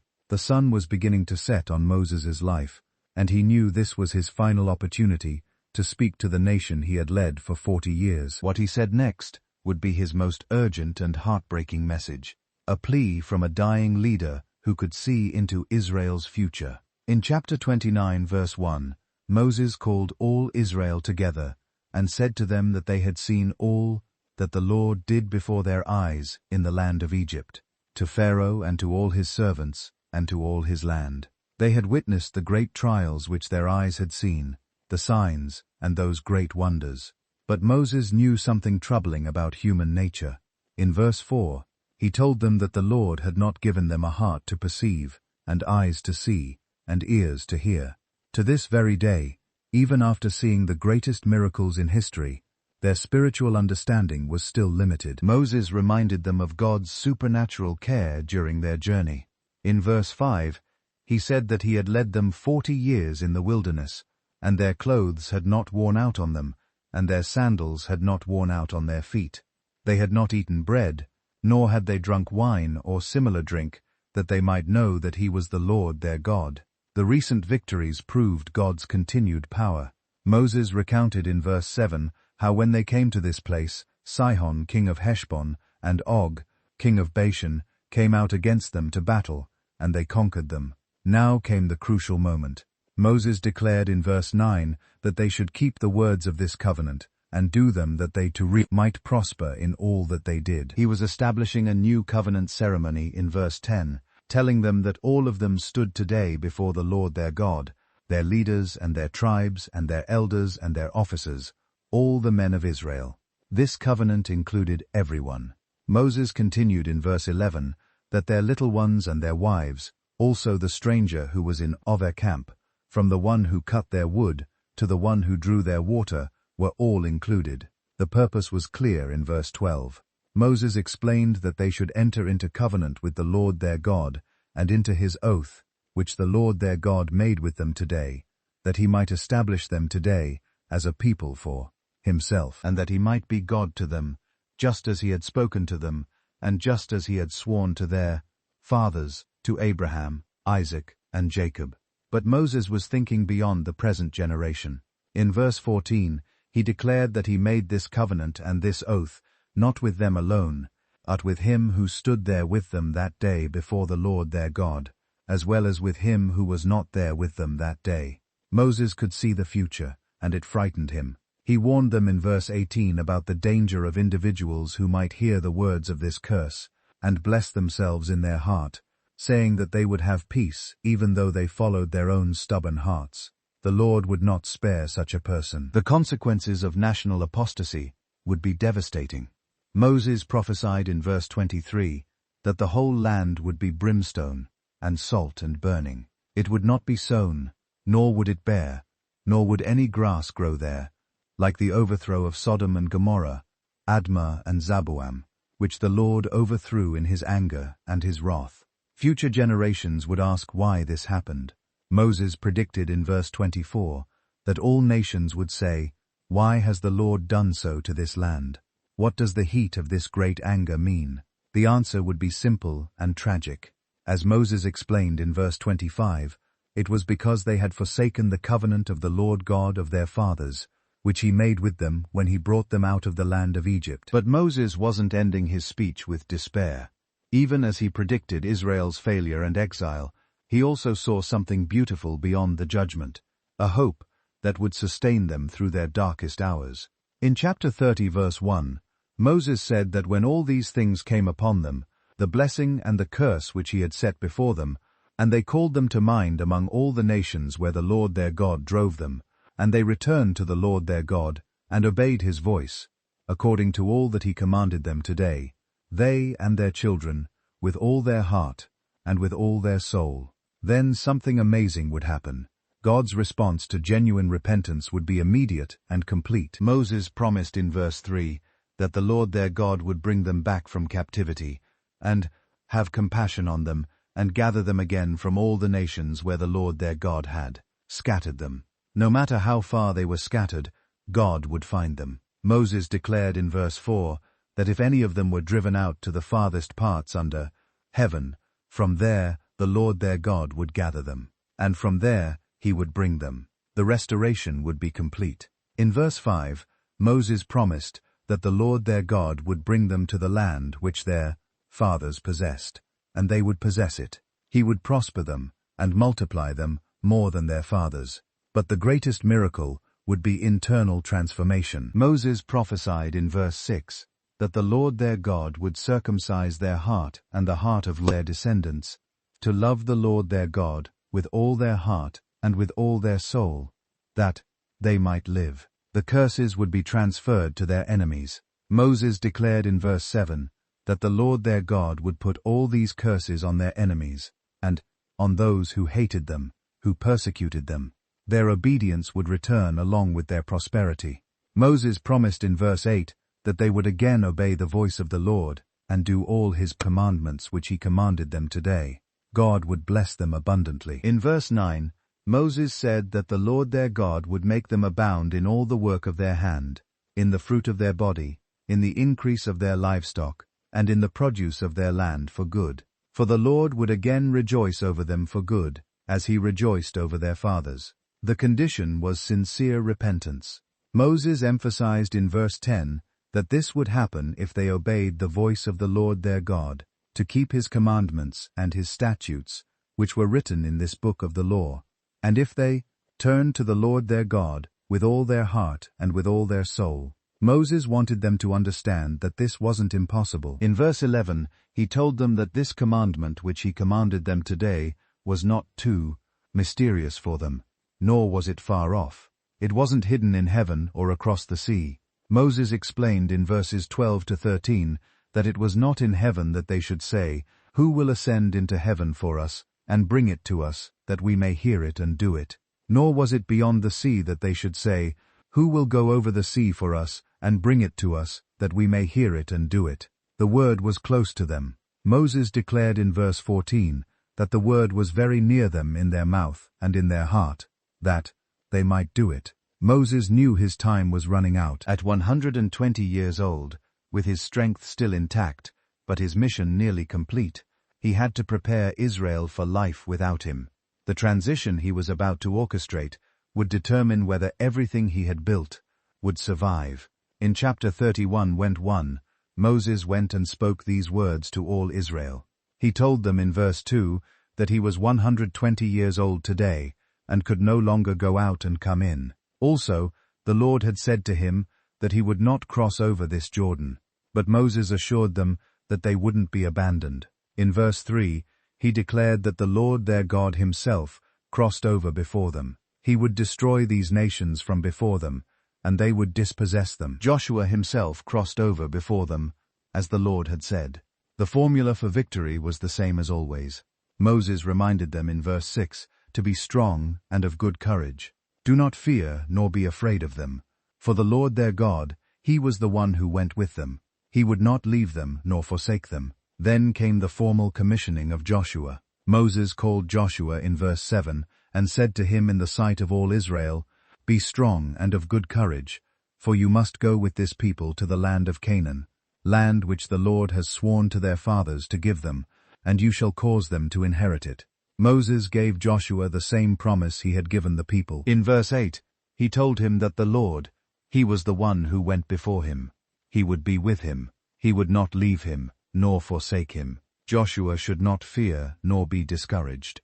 But Moses had another crucial task, preserving the law for future generations. In verse 9, Moses wrote this law and delivered it to the priests, the sons of Levi, who bore the ark of the covenant of the Lord, and to all the elders of Israel. The law wasn't meant to be hidden or forgotten. Moses commanded them in verse 10 that at the end of every 7 years at the appointed time in the year of release, at the Feast of Tabernacles, when all Israel came to appear before the Lord their God in the place which he chose, they should read this law before all Israel in their hearing.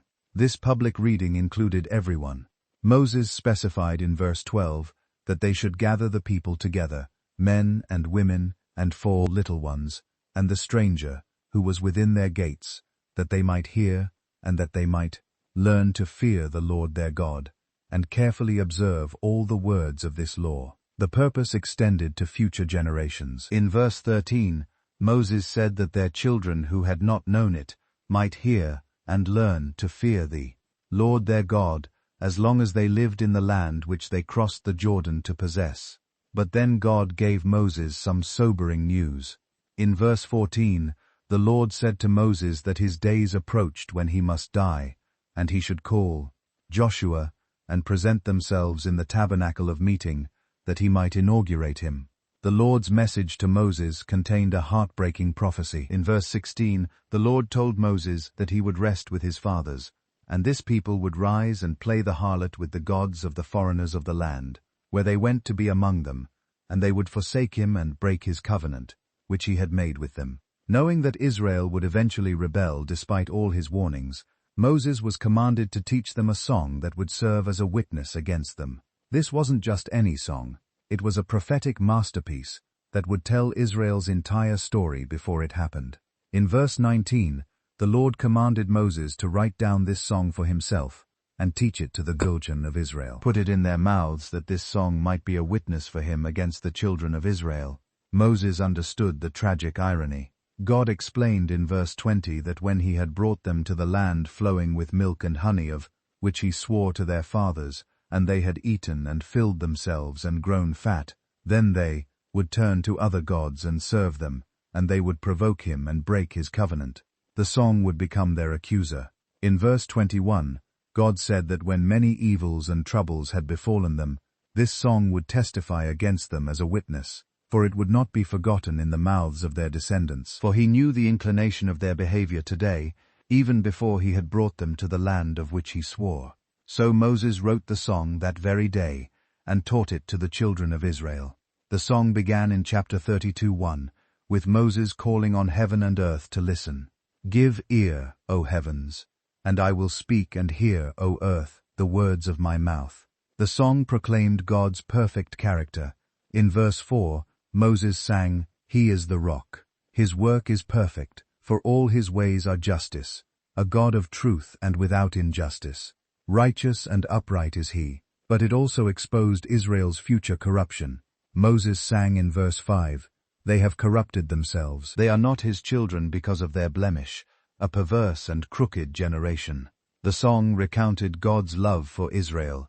In verse 10, Moses sang that God found him in a desert land, and in the wasteland, a howling wilderness. He encircled him, he instructed him, he kept him as the apple of his eye. But prosperity would lead to rebellion. Moses sang the tragic prediction in verse 15, But Jezreel grew fat and kicked. You grew fat, you grew thick, you are obese. Then he forsook God who made him, and scornfully esteemed the rock of his salvation.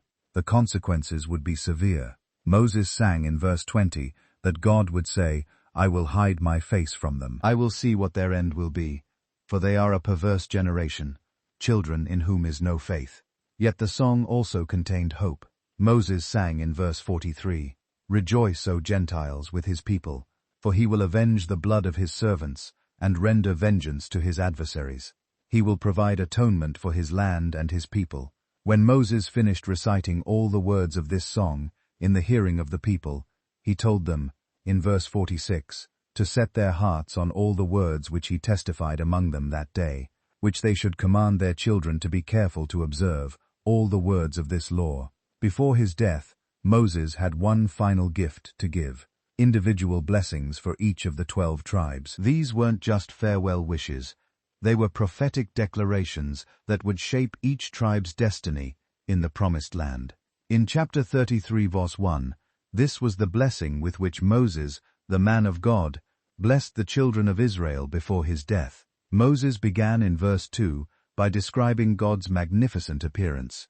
The Lord came from Sai, and dawned on them from Seir. He shone forth from Mount Pan, and he came with 10,000s of saints.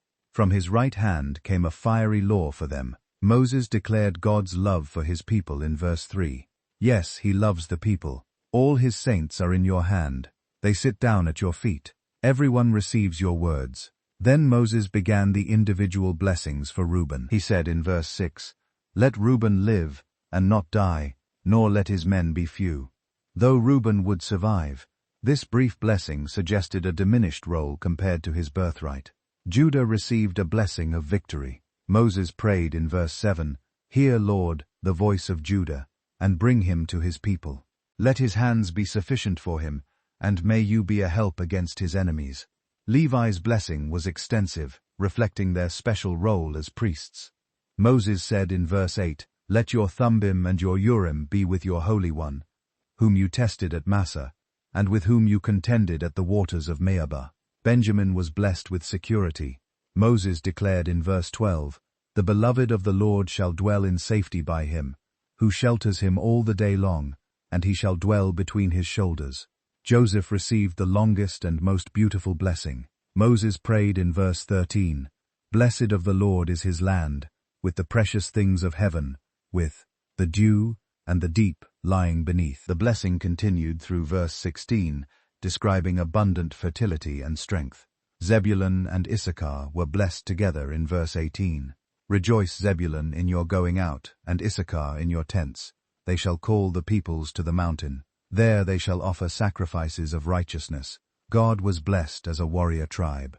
Moses said in verse 20, Blessed is he who enlarges God. He dwells as a lion, and tears the arm and the crown of his head. Tan was described in verse 22 as a lion's whelp. He shall leap from Bashan. Naphtali received a blessing of satisfaction and expansion in verse 23. O ne satisfied with favor and full of the blessing of the Lord, possess the west and the south. Asher's blessing was particularly beautiful. Moses said in verse 24, Asher is most blessed of sons. Let him be favored by his brethren, and let him dip his foot in oil. Moses concluded the blessings with a magnificent description of God's protection. In verse 26, There is no one like the God of Jeshurun, who rides the heavens to help you. And in his excellency on the clouds, the moment every Israelite had been dreading was finally at hand. Moses, the greatest leader in their history, was about to leave them forever. But even in his final hours, God had one last gift to give his faithful servant.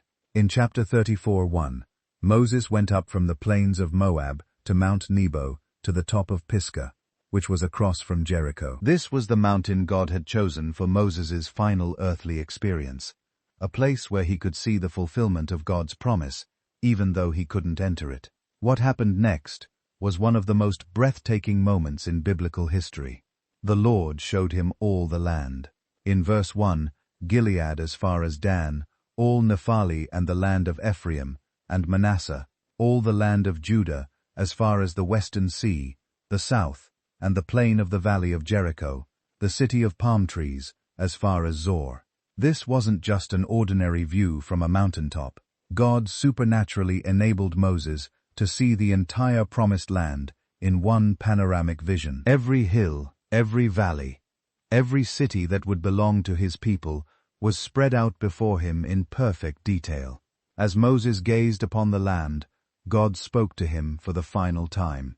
In verse 4, the Lord said to him, This is the land of which I swore to give Abraham, Isaac, and Jacob, saying, I will give it to your descendants.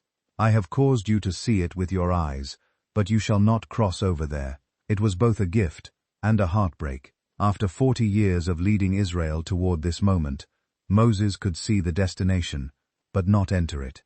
Yet there was something beautiful in God's mercy. He didn't leave Moses wondering what the promised land looked like. He showed him everything. What happened next was unlike any death in human history. Moses wasn't just going to die and be buried by his people like other leaders. God himself was about to take personal charge of Moses's final moments. In verse 5, Moses, the servant of the Lord, died there in the land of Moab, according to the word of the Lord. The phrase, according to the word of the Lord, suggests that even the timing of Moses in death was precisely as God had planned. But the most remarkable part was what came next. In verse 6, God buried him in a valley in the land of Moab, opposite Beth-Por, but no one knows his grave to this day. The Creator of the universe personally buried his faithful servant, and he chose to keep the location secret.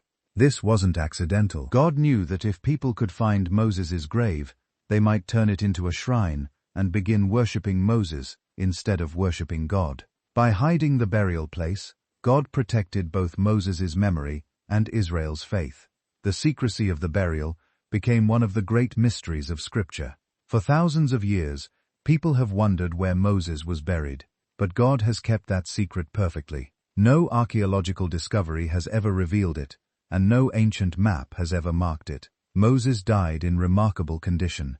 Verse 7 tells us that Moses was 120 years old when he died. His eyes were not dim, nor his natural vigor diminished. At an age when most people would be completely helpless, Moses was still physically strong and mentally sharp. The timing was perfect. Moses had completed his mission exactly as God had planned. He had led Israel out of Egypt through the wilderness and to the edge of the Promised Land. He had given them God's law, established their society, and prepared them for conquest.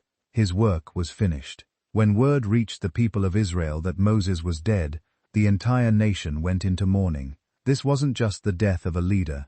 It was the end of an era that would never be repeated in human history. Verse 8 records that the children of Israel wept for Moses in the plains of Moab 30 days. So the days of weeping and mourning for Moses ended. This was the same period of mourning reserved for the most important figures, showing the profound respect and love the people had for Moses. Joshua was ready to take over leadership. Verse 9 tells us that Joshua, the son of Nun, was full of the spirit of wisdom, for Moses had laid his hands on him. So the children of Israel heeded him and did as the Lord had commanded Moses. But even with Joshua's capable leadership, everyone knew that something irreplaceable had been lost. The final verses of Deuteronomy contain some of the most powerful words ever written about any human being. Verse 10 declares that there has not arisen in Israel a prophet like Moses, whom the Lord knew face unto face. This wasn't just about Moses' role as a prophet, it was about the unique intimacy of his relationship with God. No other human being had ever spoken with God as directly and personally as Moses had. Moses' power was unmatched. Verse 11 records that no one was like him in all the signs and wonders which the Lord sent him to do, in the land of Egypt, before Pharaoh, before all his servants, and in all his land. The plagues of Egypt, the parting of the Red Sea, the provision in the wilderness. These were demonstrations of divine power that had never been seen before or since. The final verse captures the full scope of Moses' authority. Verse 12 states that no one was like him in all the mighty power and all the great terror which Moses performed in the sight of all Israel. Moses hadn't just been a political leader or a military commander. He had been God's chosen instrument to reshape history itself. With these words, the Book of Deuteronomy comes to an end. And so does the life of the greatest leader Israel ever knew. Moses was gone, but his words would echo through eternity, shaping not just Israel's future, but the destiny of the entire world. If this journey through Deuteronomy has opened your eyes to something new about God's Word, don't keep it to yourself. Hit that subscribe button and ring the notification bell so you never miss another biblical Mokos. Share this video with someone who needs to hear these timeless truths. And let me know in the comments which moment from Moses' final speeches impacted you the most. The story of Deuteronomy proves that God's Word isn't just ancient history. It's living truth that changes everything it touches. Until next time, keep seeking, keep learning, and keep discovering the incredible stories that shaped our